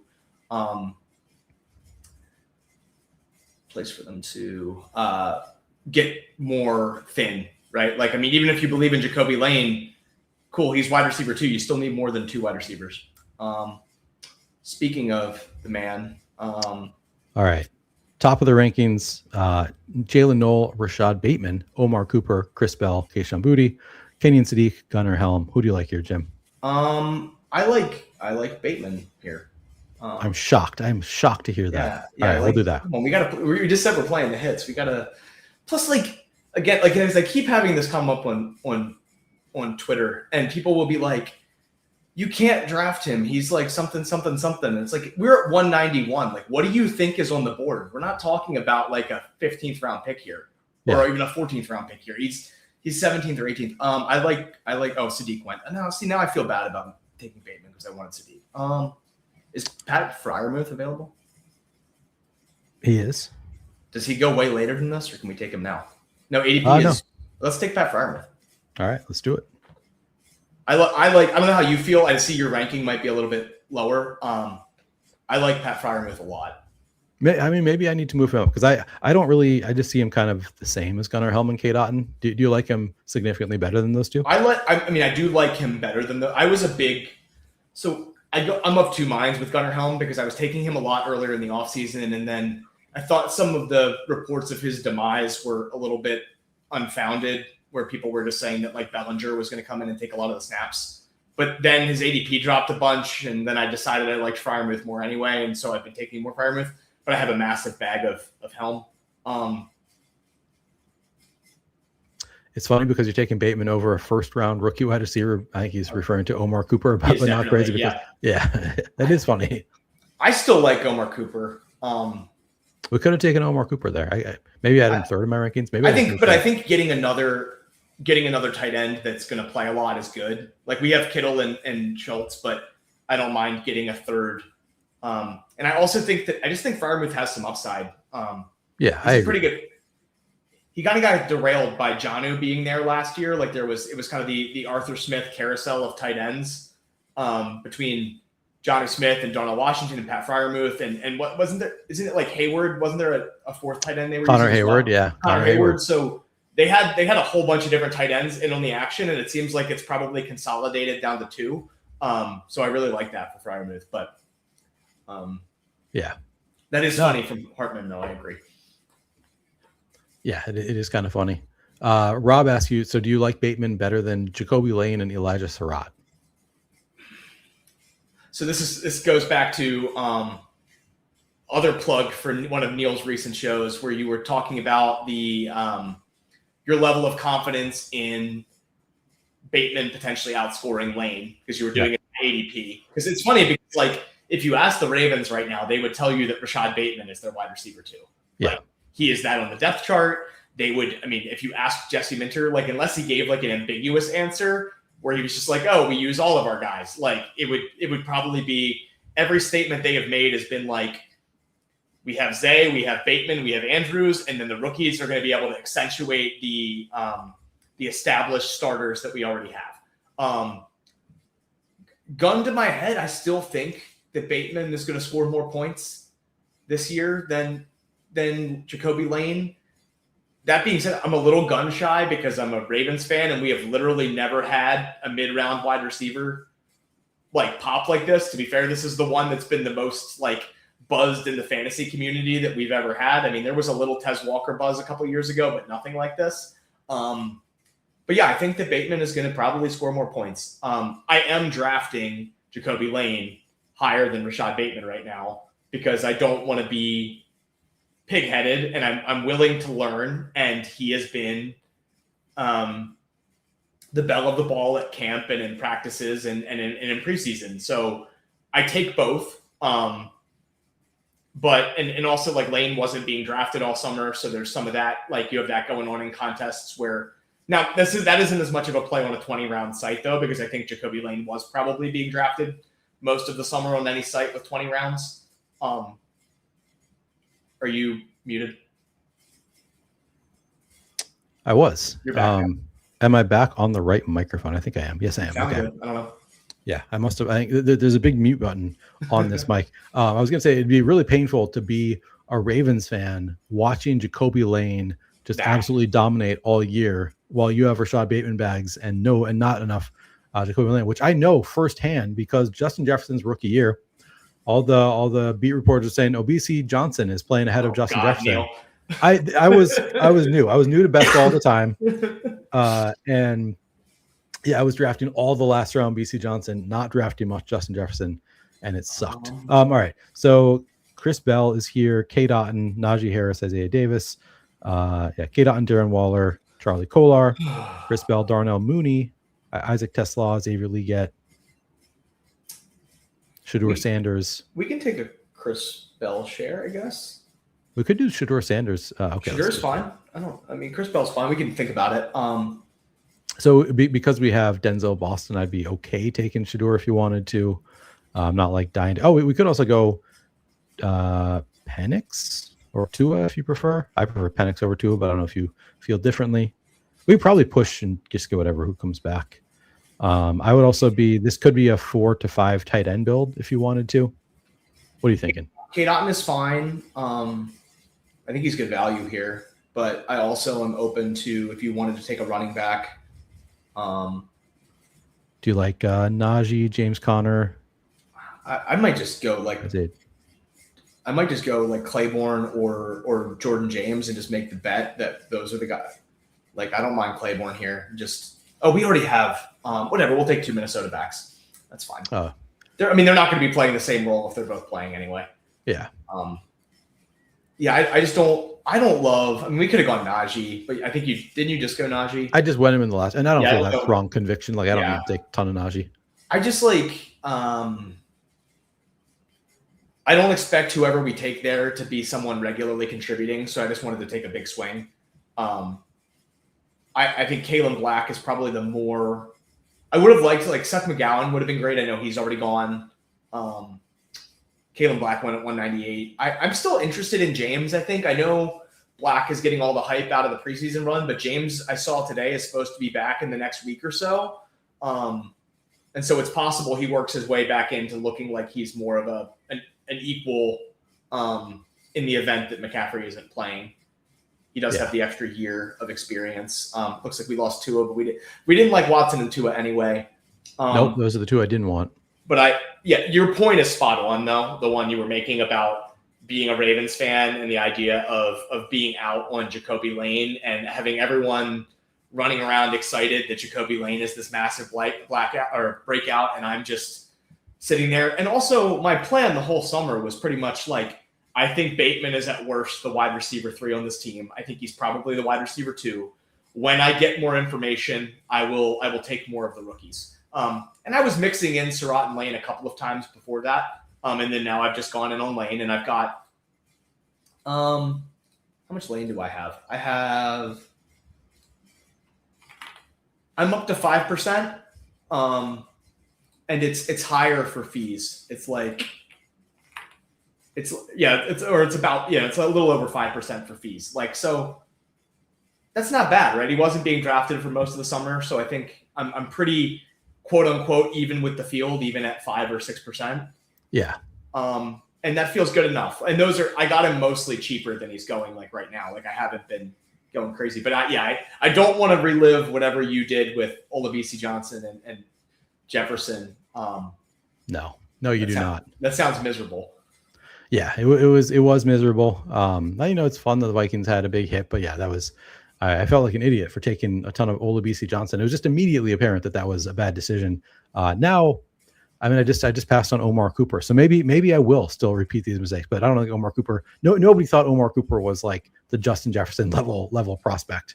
That's one of those things that that was early in the best ball years, and I don't think I was still very new to it, and we all kind of a lot to learn at that point. I think we all have a lot to learn still. I think that is true. You see how much people's perceptions and discussions around how they formulate their drafts have changed in the past 12 to 24 months to now. And I think we could be at a completely different headspace 12 months from now. I don't think this game is anywhere close to figured out. I have no idea who's available in the 20th round because I don't usually draft in the 20th round. So, we've got Shador and Penix.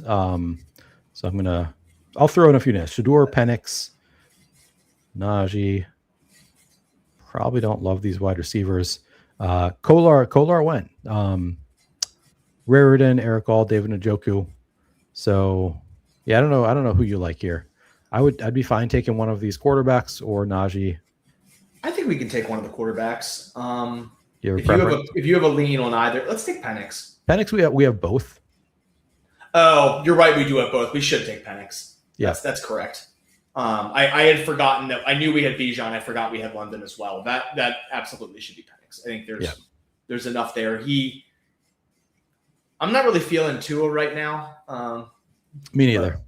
I did take some Tua previously, but I don't take much anymore. I'm going to read off the team, but before I do that, I do want to, while you're still here, Jim, I want to ask, how does my mic sound? I'm asking both Jim and everybody else. Are you hearing I'm going to pick up my phone and put it back on my desk right now? Was that super loud? I did not hear your phone at all. Let me try my water bottle. Let me try my water bottle. I mean, a little bit. Whatever. Okay, but not terrible. Okay, no, that's good. I have headphones in, but your mic sounds good to me. Okay. Yeah, it's different because it's not a like stand up, like it's on my desk, like right in front of me, this new mic that I just plugged in right before I started here. And I haven't had any complaints. So I'm glad to hear that. So yeah, if anybody has any recommendations or anything, let me know. But I think I've had no issues. All right, the team 3683. We went Jaden Daniels, Brock Purdy, and Michael Penix at quarterback, Bijan Robinson, Bashal Tootin, Rico Dowdle, Jordan Mason, Jadon Blue, and Damon Claiborne at running back. Wide receivers are Drake London, George Pickens, Tetaroa McMillan, Xavier Worthy, Denzel Boston, Trey Harris, Rashad Bateman, and Chris Bell. And then tight ends, George Kittle, Dalton Schultz, and Pat Freiermuth. So we've got Jaden Daniels unstacked, Brock Purdy with George Kittle, and then Michael Penix with Bijan Robinson and Drake London. How do you feel about this team, Jim? I like the team. I mean, we got a lot of players I'm pretty high on, so I should like it. Or I've been doing something wrong the past couple of months because I keep clicking these guys.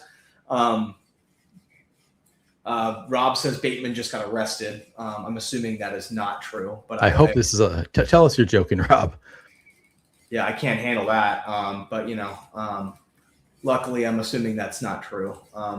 I do have like a shock collar on that when there's a Bateman update, I get buzzed. So I think I'm okay. But yeah, no, I feel good about it.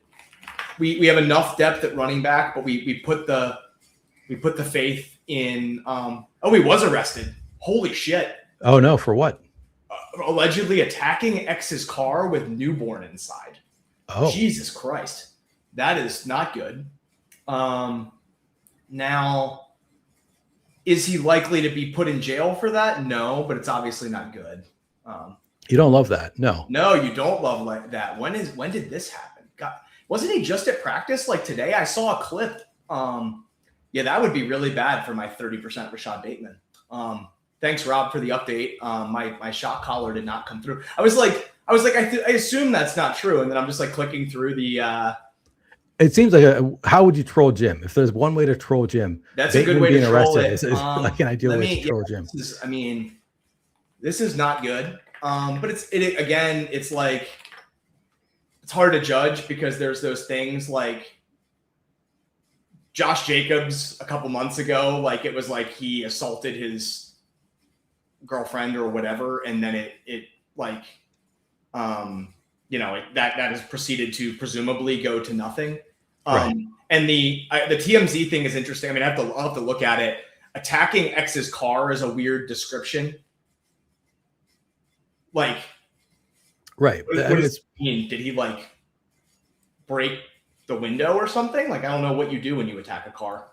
And it sound like she was in the car with a child? It says arrested for allegedly attacking ex's car with newborn inside. Okay, so newborn inside the car, I assume. Let me see. I'm opening the article. So yeah, we got Rashad Bateman is accused in family violence in Georgia. When was this? So this apparently, this just popped up at like 5:32. Spokesperson for the Ravens tells TMZ, we are aware of a situation involving Rashad. There's been direct communication with him. We notified the league office and have been cooperating throughout the process. As this is pending legal matter, we will not issue further comment. And it says that he apparently smashed the windows of a car. With a newborn inside. Apparently there's a newborn inside, and he smashed the windows of the car.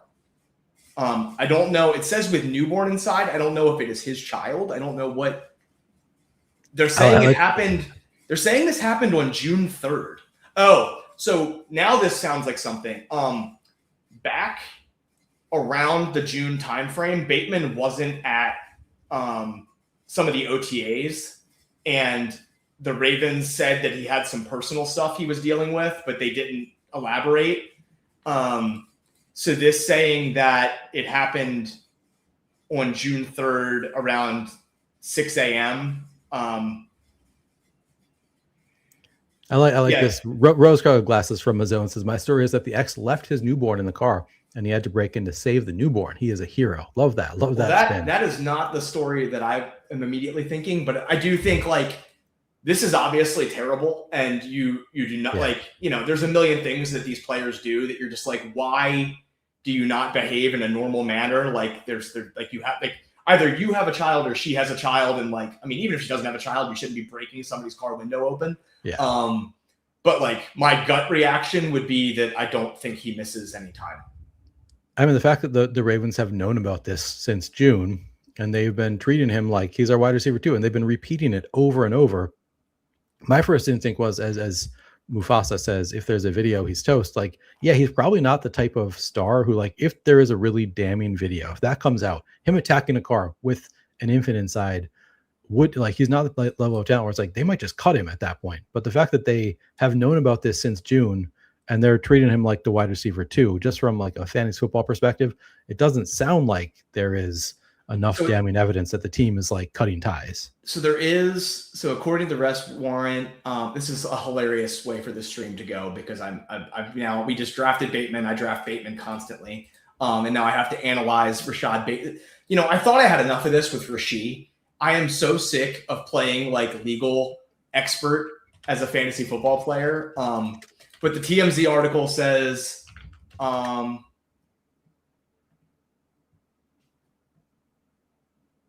So, you know, the victim, I guess his ex was in the car.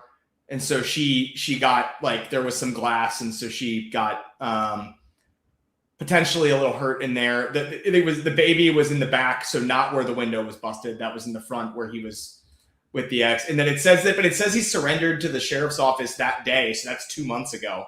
And then a couple weeks later, Rashad asked the court to remove a no contact order, claiming the alleged victim indicated she wanted to have contact with him. The court signed off on the request, but still ordered the NFL star to not have violent contact.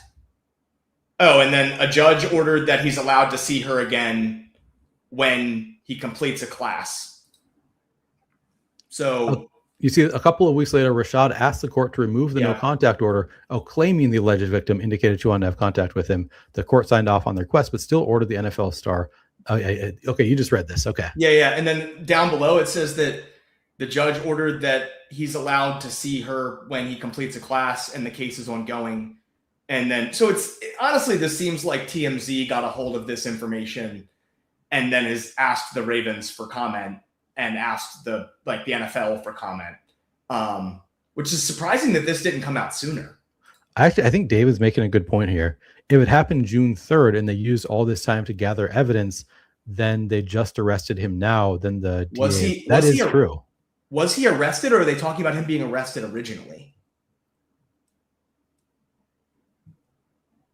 Good question. Because I'm not seeing any report of.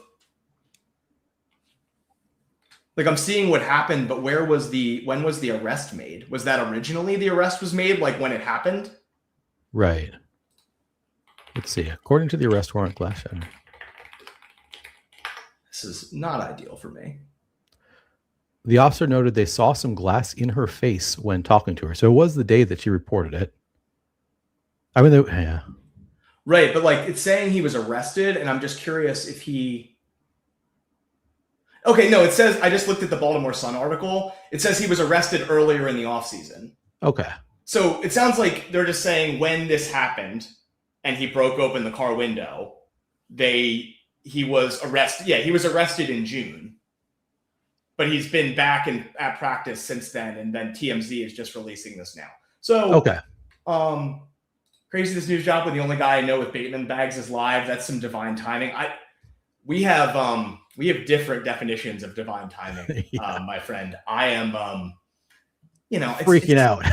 I'm not like my gut is that he's already been at camp and hanging out, and it sounds like he's taking some class, and like it's obviously not good. I mean, if I was my bags on Rashad Bateman, the person, like it's like I hope you get the help you need, and that like you and the mother of your child like sort your stuff out, and you aren't a violent human being. But as far as best ball, he's probably the same. That is awful. Yeah. All right. I'm going to get this off the screen. That's a ringing endorsement if I've ever heard one. We have one lawyer on the stream, and then we have me playing one on TV. That's funny. Yeah, Neil, why didn't I ask you for legal advice here? Actually, I'm on the perfect stream for this. Yeah, I mean, I have to gather the evidence before I can give an opinion, Jim. I mean, that's one of the things they teach you. Okay, gotcha. Yeah, no, I think the fact that he was arrested in June and the team knew about it and they've been cooperating and they've been treating him like the wide receiver too. I don't think this probably affects his availability unless like TMZ gets a hold of some really damning video evidence or something where the NFL is like forced to take action, which, the NFL hates to punish anybody for things like this. Only if you smoke marijuana, then they'll punish you. But stuff like attacking your baby mama's car, they don't care. There is some irony with this timing with the report that Houston was talking to the Ravens about a trade. I do wonder if the Ravens were like, you know what, we don't want to deal with this. And we would, we didn't want to trade him, but like now we're just kind of like, if we can get some value and move on with our lives, can we get Tank Dell back if we do have to trade Rashad Bateman? Yeah. I want Tank Dell just kind of hanging out on the roster for the Ravens. But yeah, that is suboptimal for someone with 30% Rashad Bateman. I will say that much. Yeah, you don't love hearing that, and that kind of surprised. Like it's not in line with how I view Rashad Bateman, so it surprised me. Which is usually the case when this kind of stuff happens. But no, this one, like he honestly just seems like kind of a weird, quiet guy most of the time. Like he hasn't been, but it does. I will say it clarifies a lot of whatever was going on in June, because people were like, "Where is Bateman?" And they didn't. The Ravens wouldn't. They just said he had personal stuff. And some people were saying that he had recently become a father, so it's possible that he's just doing family stuff. Unfortunately, the family stuff he was doing was not the family stuff he was supposed to be doing. Right. Which is very bad. But here we are. I'm joining another fast draft. 4 more to join. I know Jim's going to get out of here before we do this. I just realized I've got to be done pretty soon. So I got time for just one more. So I just jumped in. Fire away. I will say I probably won't be clicking Rashad Bateman again this offseason. I think I have enough. You don't need to be buying that. I mean, who am I kidding? I'll probably click him again. That's, we're the bet is made. But for everybody who's been trying to snipe me on him in the past couple of Flannelverse drafts I've been in, I appreciate you saving me from 2 or 3 more shares. But I think the most likely outcome is that he plays because there's is it good that someone broke open a car window? No, it's not good that somebody broke open a car window. Is that something that gets somebody suspended for a full NFL season? Not usually. Probably not. And it would probably be next year, if anything. Yeah, I mean, Kamara had that thing. We're still waiting on Jacobs, right? Like he was arrested for domestic violence, and I don't know if we're going to have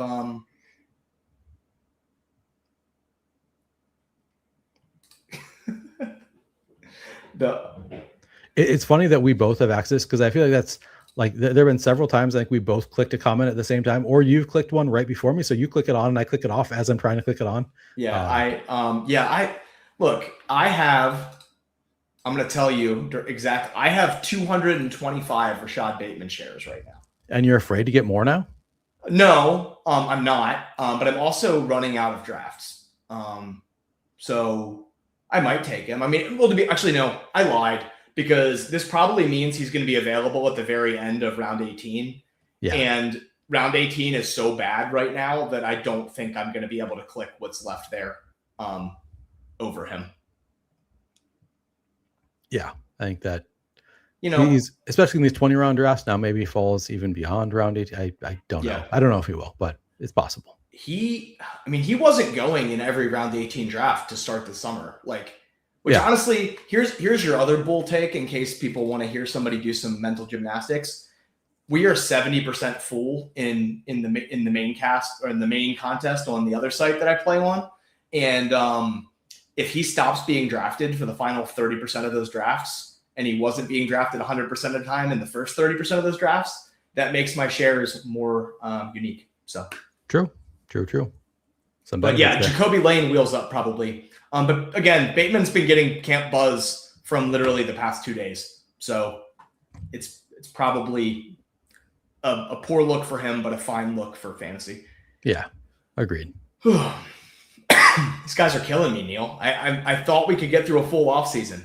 I'm sorry that happened to you. I'm glad that it happened while we were on stream because it was funny. I am too. Like, I literally thought he was joking. Like, the most obvious way to troll me would be Bateman has been arrested. Because we have a lot of conversations about him in the Discord.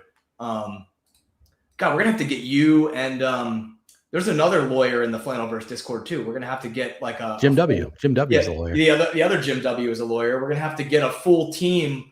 Might have to offer some pro bono services to Rashad in my defense. Hartman is speaking to my heart here. I'm going to start clicking some Bateman. Top tier wide receivers have to be a little crazy, and he proved he's crazy. Yeah, that's true. But then is he just going to go Antonio Brown? You know, if he can just give me one good year of fantasy production, I don't really care what happens with him after that. Yeah, just got to get through the year. They have not been acting like he isn't going to be on the roster, so I think that is. Unless the NFL comes down. Again, you're right. I mean, like, the video would be the all damning. Like, if there's a video of anyone doing anything, it makes them react a lot faster. Yeah. Oh, big time. Yeah. So you just got to hope there's no video. I feel like if there was a video, we would know.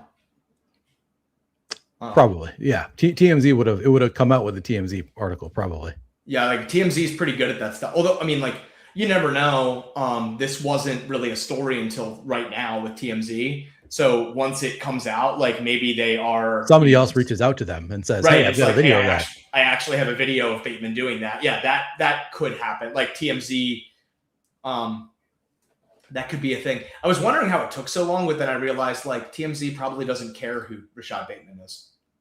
So, like, I don't know if you noticed, they call him an NFL star in that headline. Yeah, he's I hope he's an NFL star. Yeah, maybe. You can dream.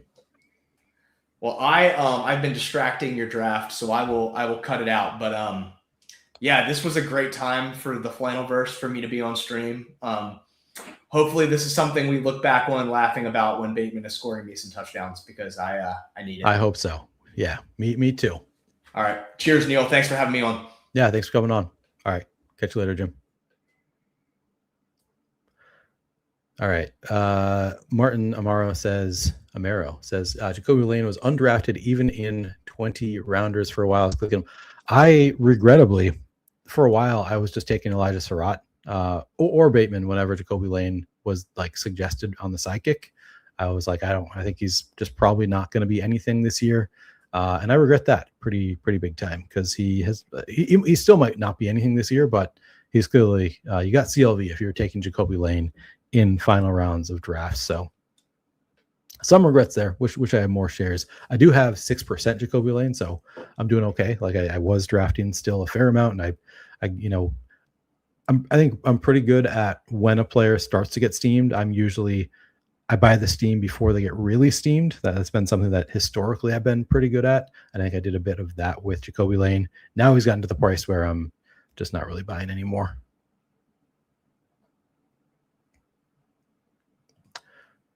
No worries, Martin. I don't know if you're that far behind. Maybe you are. I don't know what this means. Who's Tuzzy? Tuzzy? I don't know who that is.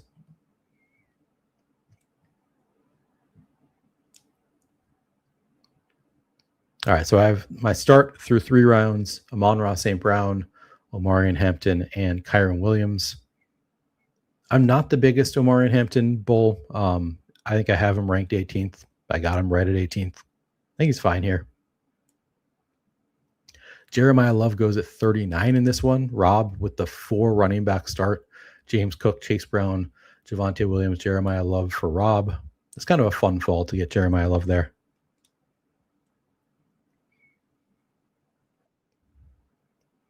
All right, Emeka Egbuka at 42 for me. Slight fall. I think it's like 50-50 that he'll be ready for week 1 at this point. Shouldn't be a long-term turf toe injury. Wait, did P-Wash go? Oh yeah, P-Wash went at 36. Good eye, Rob. Oh, the pink cocaine that Diggs got photographed holding. I did not know that was called Tuzzy. The more you know.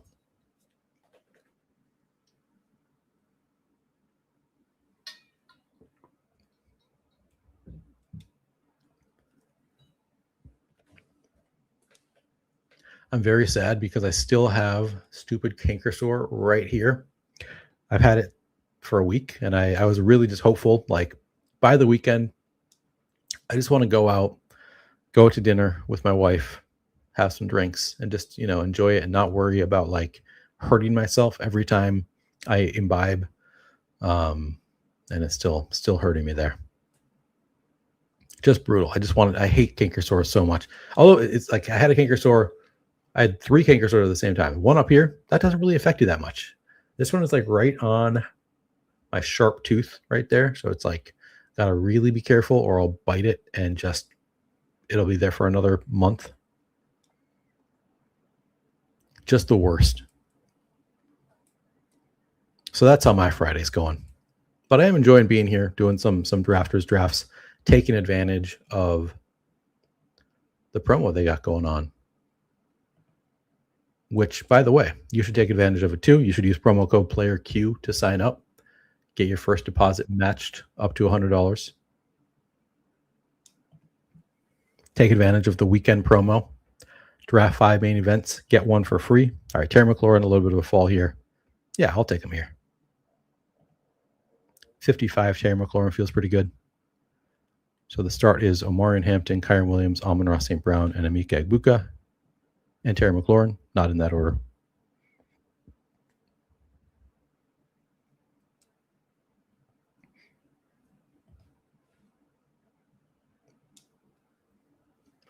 Oh, that's fun. Matt's got his first redraft league draft tonight. Best day of the year. I got my first on Friday. And then I've got one with industry people on Tuesday. And then I've got one. Wait, no. I've got one. Did I say Friday? I meant Sunday. I've got one this Sunday and then Tuesday. And then I think next Sunday also. I got to look at when. Uh-oh. I might have one that I forgot about. And it's an auction league. I got to figure out when that is. Because I also have Best Ball Jeopardy on Wednesday night. And when I was asked about it, I thought that date sounds like a date that I have something already.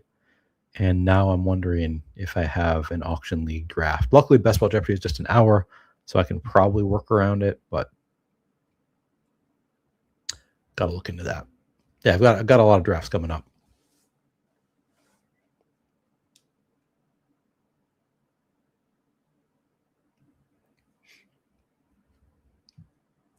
For the record, for anybody who is not in the Flannelverse Discord, I see Jim is in there now, just continuing to freak out. Poor Jim. I mean, if Jonathan Brooks got arrested today, I'd be in the same boat. I'd be like, what? It'd be obviously a lot worse because I'd take Jonathan Brooks much, much earlier than where he's been taking Bateman.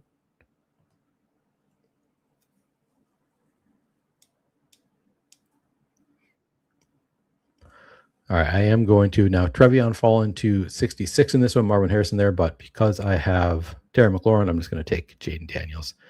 Funnily, Jaden Daniels, he might fall to 79 sometimes on drafters. I've been pretty surprised to see how fall he sometimes falls. But with Terry McLaurin, I think he's just a good pick at 66.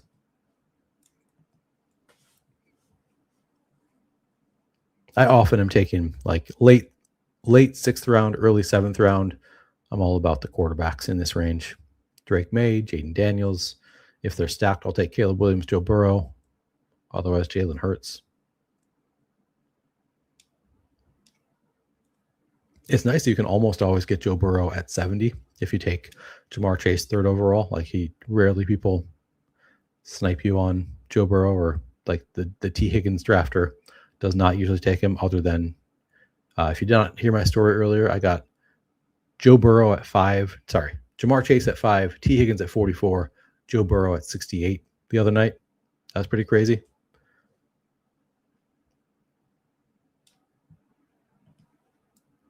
The guy at 12 really knows ball. Damn, says Hartman. Who's that? Weagle. It is Weagle's 5th draft. I meant to mention it on the last one. I noticed that there was somebody in our draft room doing their 150th draft in the main event. So we got to participate in their final draft of the main event. But yeah, this one we've got Weagle is in their 5th draft. I am the Kai. What's up? I am the Kai. I don't know if you're in chat. Doing their 105th draft. Rob is at 35. I'm at 74. Nemo at 6. Easy breezy at 6. So we got a lot of relative newbies here. Nice little fall for Chris Godwin. And I've got Emeka Egbuka, so I can pair them up. Actually, I call it a fall. He is like right at ADP. ADP of 77.5. I got him at 79. I don't know that I love taking Godwin and Egbuka together. Like, I don't really go in my way to do it because I think they're maybe somewhat inversely correlated. I think like Egbuka, you're kind of betting on him taking over as like a clear superstar, which probably eats into Chris Godwin. I don't know. Maybe that's true of all wide receiver pairings, and they're fine at ADP.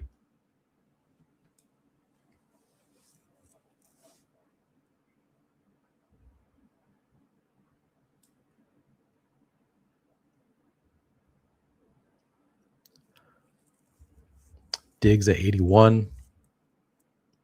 Probably wasn't going to take him anyway. I could have added on to the stack with Jaden Daniels.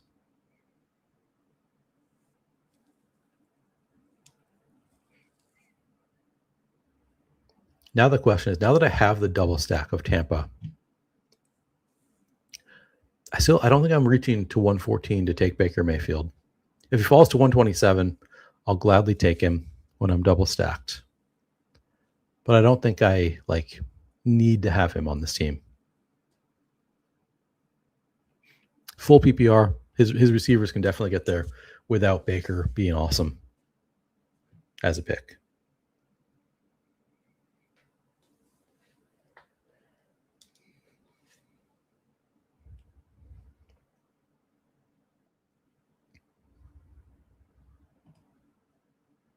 All right, Blake Corum. Oh, I've got Kyron, though. Don't love that. I think I'm not going to do it since I could. You know what? I am going to do it. Got the whole Rams backfield. I kind of like the Rams backfield. If there is a backfield that I'm willing to take, pretty early, both parts of it. I just think that it's a team that their defense could be just absolutely dominant this year, and they just run a lot. Like, they just always have big leads. They know they can count on the defense to shut down the opposing offense. So they just have to limit mistakes. And maybe they do. Maybe it's a split. Blake Corum, Kyron Williams. Maybe it's a 55-45 in Kyron's favor, but they're scoring, 24 rushing touchdowns as a unit this year. Alternating spike weeks. I think that is within the range of outcomes for the Rams. So for any team, I think they are the one that I'm really willing to pay up to get all parts of it. Because again, I think the offense is also going to be really good. So that's obviously part of it. It's just I think they're going to be able to score points. But I think they're going to be able to score points, and they're going to have the lead frequently and just want to not take many risks, and pretty easy to move the ball with this offense. Just hand it to the running back. So I think there could be a pretty big running back pie for the Rams this year.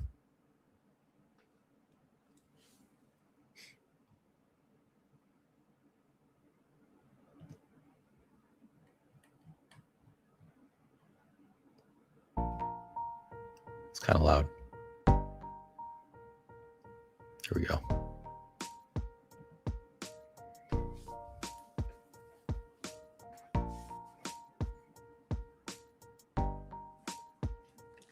So Stribling at 85 in this one.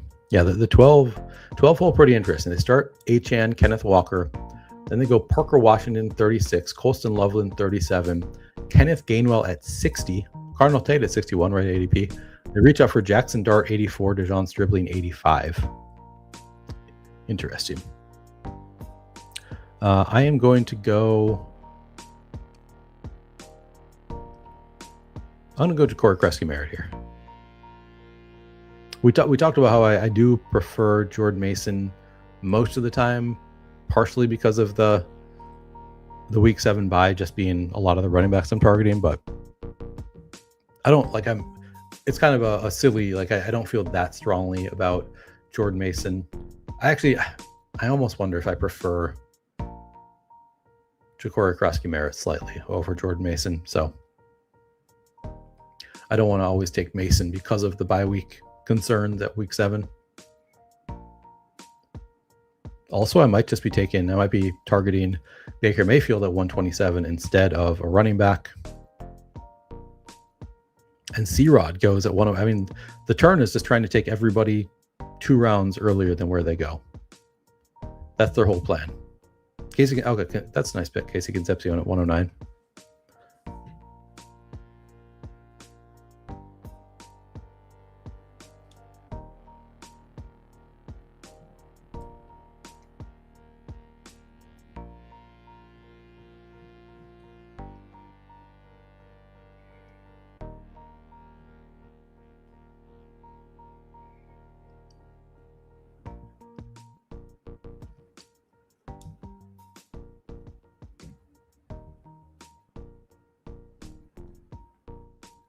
All right, we're back on the clock.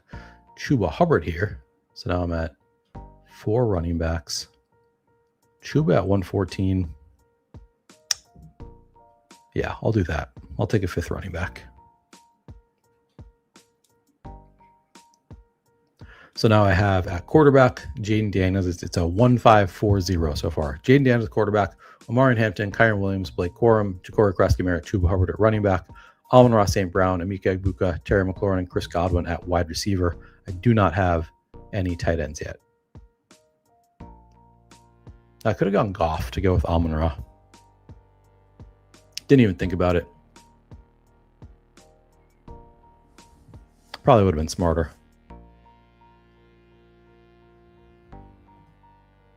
But, Chuba's a nice value here.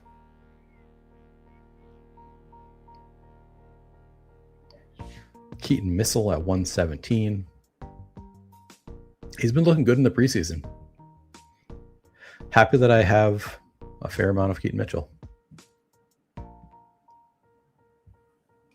Should I pull up my Best Ball Explorer? You guys can ask me about who I have. Oh yeah, Jacoby Lane, I was looking up. 6% fees. So I would have more if I never IKB'd off of him.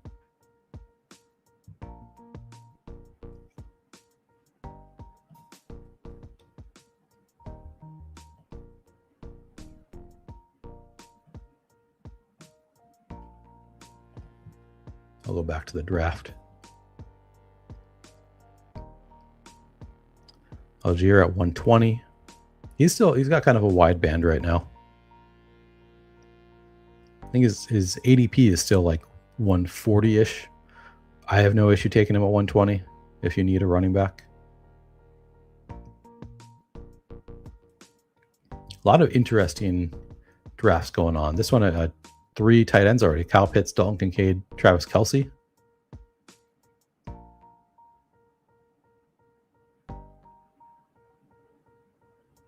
Oh, I'm sure this team thought for sure they'd be able to push. I guess they got worthy anyway. All right, well, we get Baker Mayfield to fall back at 127. So I've got the double stack there. Feeling good about this team. Jaden Daniels and Baker Mayfield at quarterback.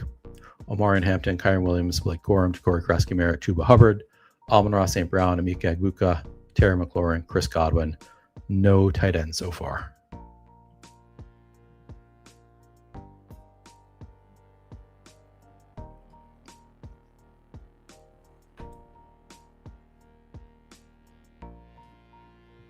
Let me check in on my slow drafts just to make sure I'm not running out of time. Now I got 2 hours left. We're good. We're golden. I'll wait till after the stream to do those.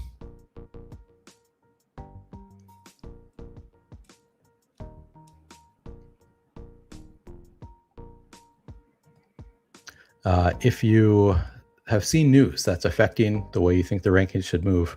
I have not updated anything since doing the stream. After the stream, I'll probably go in and, dock Rashad Bateman a little bit. Who else? I feel like there was at least one other bit of news that I wanted to change something slightly, but I forget what it was. I'll have to look through the list. I don't think there's anything that impactful anyway.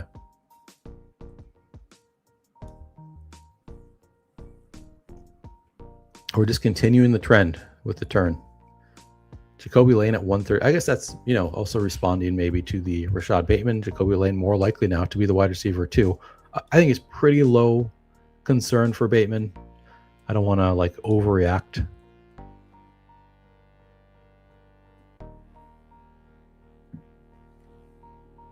All right, what's this latest?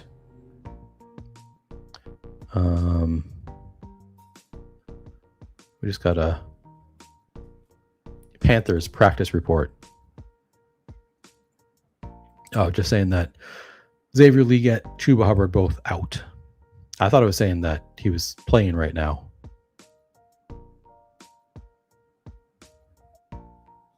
All right. Aaron Jones still here. I've got 5 running backs though, and he's basically always still there. Man, this is a gross range. No other quarterbacks that match what I'm trying to match the team. I could go Woody Marks. No, I'd go Aaron Jones there. I guess I'll go Ferguson. Ferguson 138 feels pretty good. My first tight end.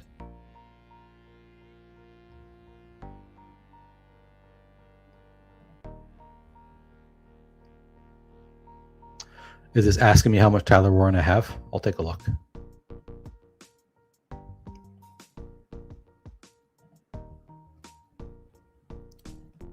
I don't think it's much. Ooh, lower than I thought. I've only got under 3%, both in exposure and fees. I think it'll be higher now because I haven't updated for the last week, and I've been kind of buying the dip on Tyler Warren. He's somebody that had been kind of an afterthought for me. I think he's not often the top of the sidekick is part of the reason for that. And just this week, I've seen several people talking about how high they are on Tyler Warren, and then he's been injured, so kind of dipping a little bit. So I think I'll end up closer to 8%. But at this point, I've done the majority of my drafting, so I'm probably not going to be getting to 8%. But I do think I have more than I have in that screenshot or on that screen. How do you view stacking and drafters versus a pod-based format? I think it is.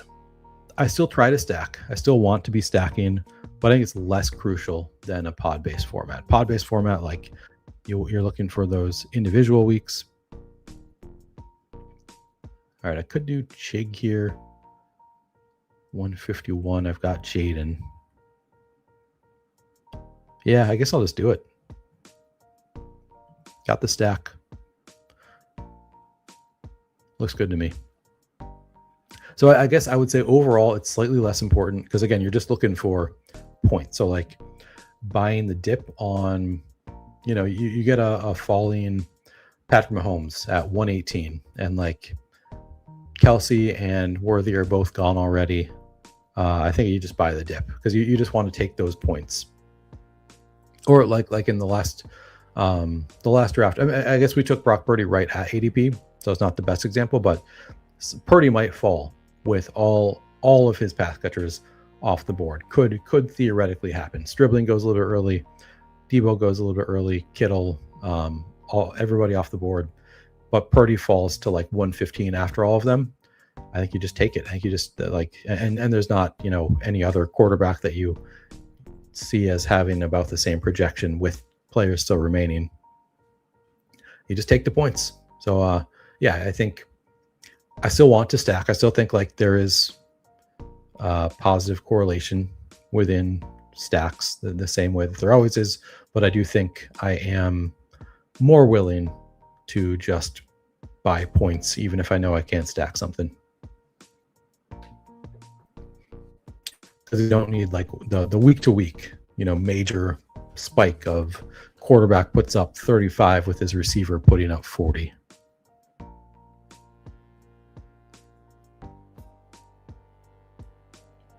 Ferguson and Schultz go. I was kind of hoping one of them would make it back to me at 162.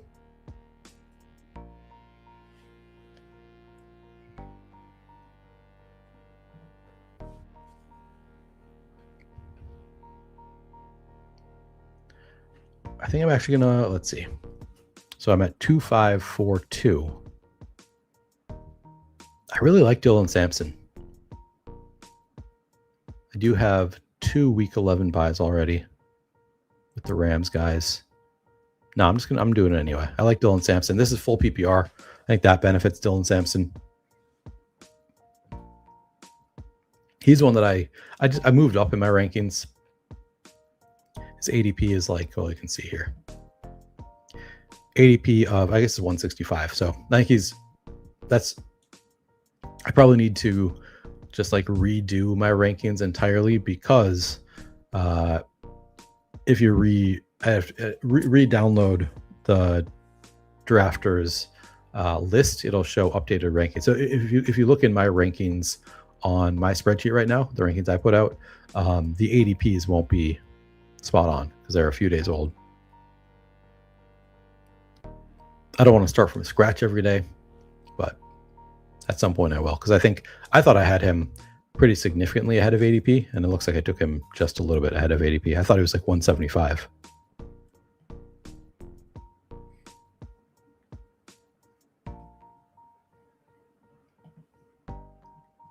Where is he in my spreadsheet? Maybe I'm just wrong. Let me look.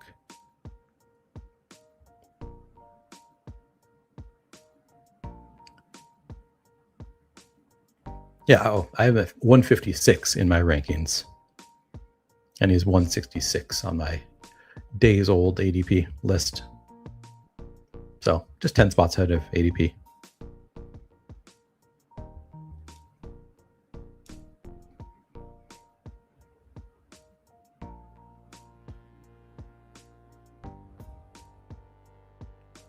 Man, Hunter Henry all the way back to 175. I think I just do that, right? Although I've got, wait, how many? I've got 2 tight ends. I only have 4 wide receivers so far. And I like some of the later tight ends. It's tough. I do really like Pat Bryant too. Screw it. I'm doing Pat Bryant. I need the wide receiver points more, I think. Pat Bryant, I am a bit of a Pat Bryant bull. Look at my, got 21% fees, 20% exposure to Pat Bryant. Got some nice CLV on Pat Bryant. Was buying him mostly in the 18th round on Underdog. As you can see, I've moved him up a little bit. So I'm willing to take him where he's going now, but I think there's a pretty good chance he's going to be the wide receiver 2 in Denver. Although if you watch my podcast that I did with Eric Beimfor and Jordan Vanek last week, where we ranked the odds of wide receiver 3s by Underdog ADP outscoring their wide receiver 2 teammate, I was the low man on Pat Bryant. I said slightly less than 50% chance that Pat Bryant outscores Courtland Sutton. They both had a greater than 50% chance that Pat Bryant outscores Courtland Sutton, which was, I was shocked to be the low man there.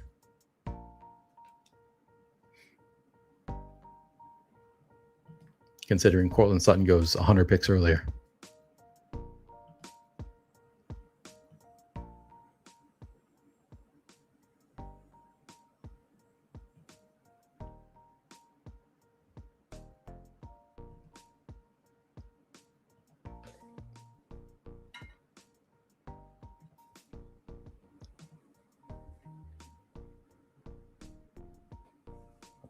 Anybody have any fun weekend plans?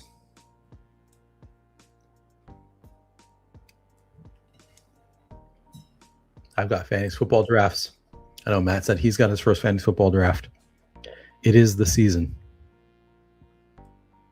I'm in Hunter Henry coming all the way back to 186. I think I have to do it at this point.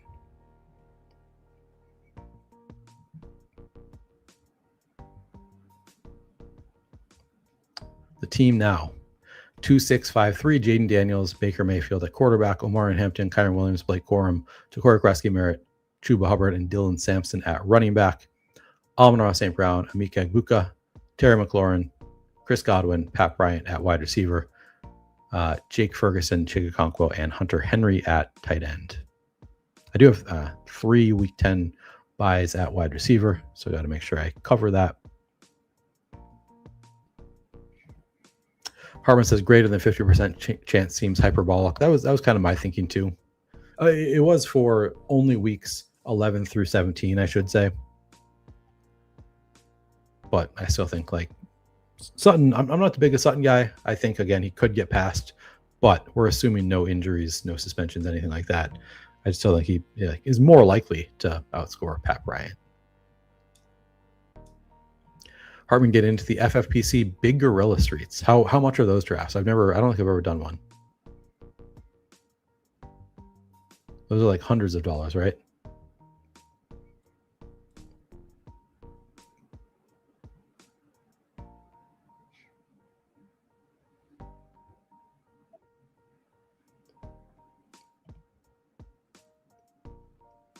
Zach Charbonnet falling. Oh, Bateman falling too. And I don't think I have to buy him here.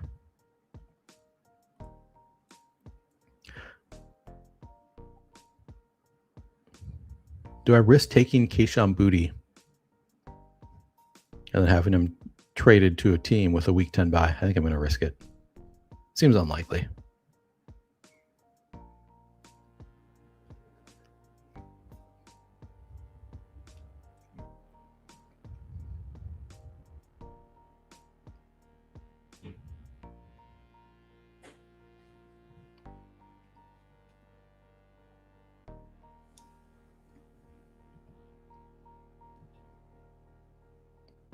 $350 for the Big Gorilla. I'm probably not going to do it this year. I've got too many other drafts I still need to do.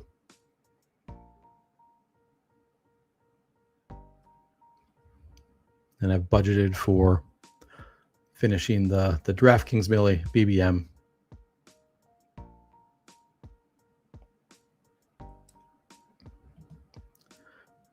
You talking about Week 1 daily fantasy sports on FanDuel? Danny Dimes, Shuck, and Malik Willis. I assume you're talking Week 1. I have not given much thought to it. So I'd have to look at the matchups. In a vacuum, I'd say probably Malik Willis is probably, like, he's going to run a lot. I think Malik Willis is going to be a strong DFS bet week to week, probably. But he's a little bit tough that you can't, like, stack him in the same way. Not getting the double stacks, whereas Danny Dimes, you can do like Keenan Allen and Josh Downs or something.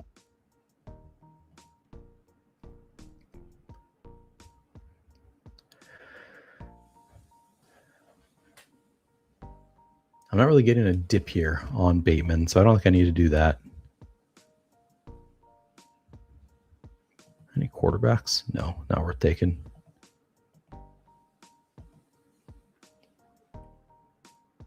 Darnell Mooney? I'll do Darnell Mooney. You can see that, these range. This is all kind of one tier to me. Bryce Lance, Elijah Surratt, Darnell Mooney, etc. I guess theoretically, Elijah Surratt could also benefit if there is any repercussions for Rashad Bateman. Bateman finally goes 214.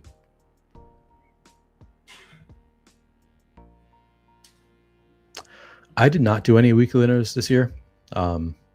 It's a fun contest. It's one of those, like, if I'm going to get into it, I really want to, like, spend time and, like, look at, like, the different weeks, which ones to attack, that kind of stuff. And I just never took the time. And then I heard it was closing. And I was like, shoot, I was kind of saving it and then just never got around to it. That's a good point. David says Week 10 buys are Chicago, Denver, Philadelphia, and Tampa. They don't want Boutte. That's probably true.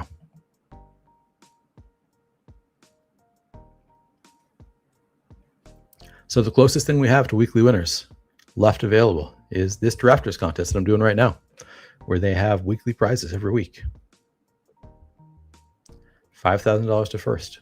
Top 10 all earned prizes.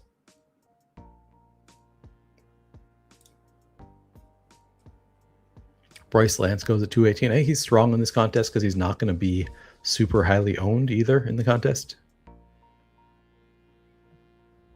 which is particularly enticing when you do have top weekly scores.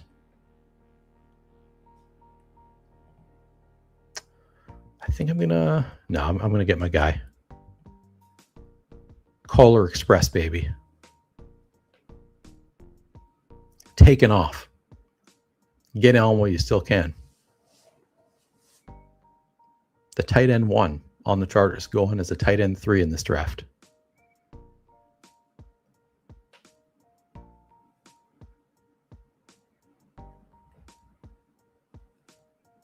I did kind of want to I thought Elijah Surratt would make it back to me, so that's kind of a bummer. Yeah, this is what Jim was speculating earlier. David says, thinking back on Bateman's undisclosed absence during camp recently, I bet that was a court appearance. Yeah, that's what Jim was speculating also. Must have been. That would make sense. So this is a 2-6-7-4 build. I maybe should have thought about one more quarterback. Baker Mayfield as your QB2 on a 2 quarterback build doesn't feel great.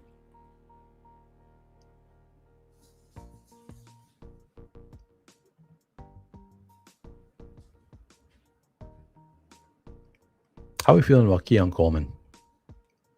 This is 20th round. Seems like the time to get him, right?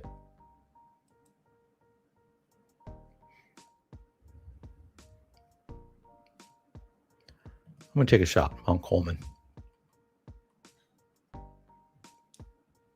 So that's my final. I'll let the draft finish, and then I'll read off my team, and then I'm going to get out of here.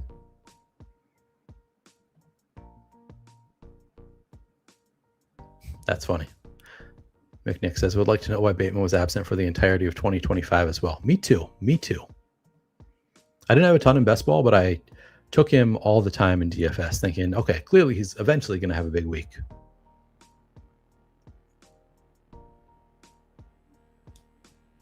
All right, the draft is done. Andre Yoshevas gets drafted in this one. Jack Besh gets drafted.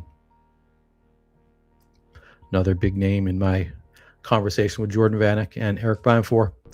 My final draft, 2-6-8-4.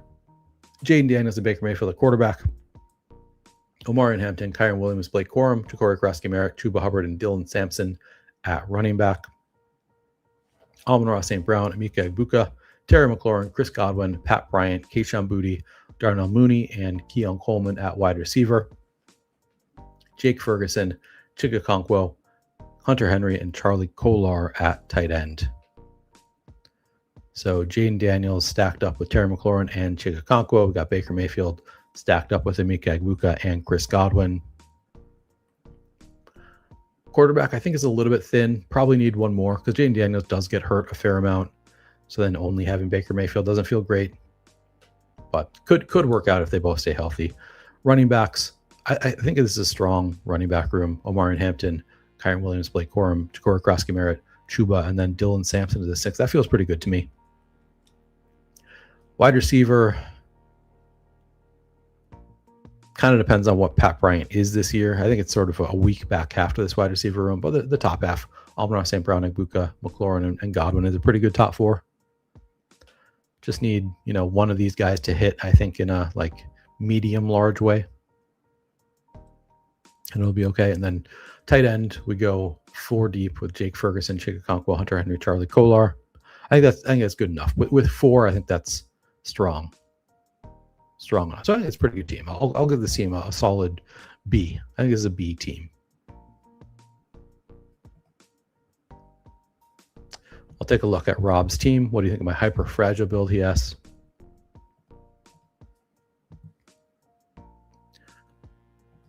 So Rob went 3-4-9-4. Drake May, Aaron Rodgers, and Jacoby Brissett at quarterback. James Cook, Chase Brown, Javonte Williams, Jeremiah Love at running back. Devontae Adams, Wandale Robinson, Jordan Addison, Romeo Dobbs, Denzel Boston, Jeremy Bernard, Tyquan Thornton, Elijah Surratt, and Ja'Day Walker at wide receiver. And then tight ends, George Kittle, Isaiah Likely, Terrence Ferguson, Dalton Schultz. So the stacks are Drake May with Romeo Dobbs, Aaron Rodgers with Jeremy Bernard, and Jacoby Brissett with Jeremiah Love. Yeah, I mean, waiting on Aaron Rodgers as your quarterback 2 is a little bit rough, but I mean, you have Drake May, so it could work out. Quarterbacks are a little bit thin, similar to mine. With Jacoby Brissett, if he's playing well, he could hold on to that job. You only have him stacked up with one player. It's probably okay at quarterback. Running backs, I was wondering if you were going to stop after you took 4 running backs in the first 4 rounds. Nice little fall on Jeremiah Love. I think you're probably good at. I think these are good enough to be hyper fragile for sure. I think it's a good enough running back room if you're going to stop at 4. Wide receiver getting there with depth.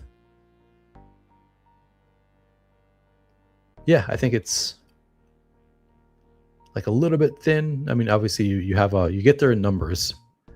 The quality I think could be fine. And then tight ends I think are good enough. George Kittle might be ready for week 1. You get the fun Terrence Ferguson, Dalton Schultz I think is a fun pick right now. After the Higgins injury, Likely at 30 seems fine. Yeah, I think this team works. It's not my favorite team of all time, but I think this is a solid B also.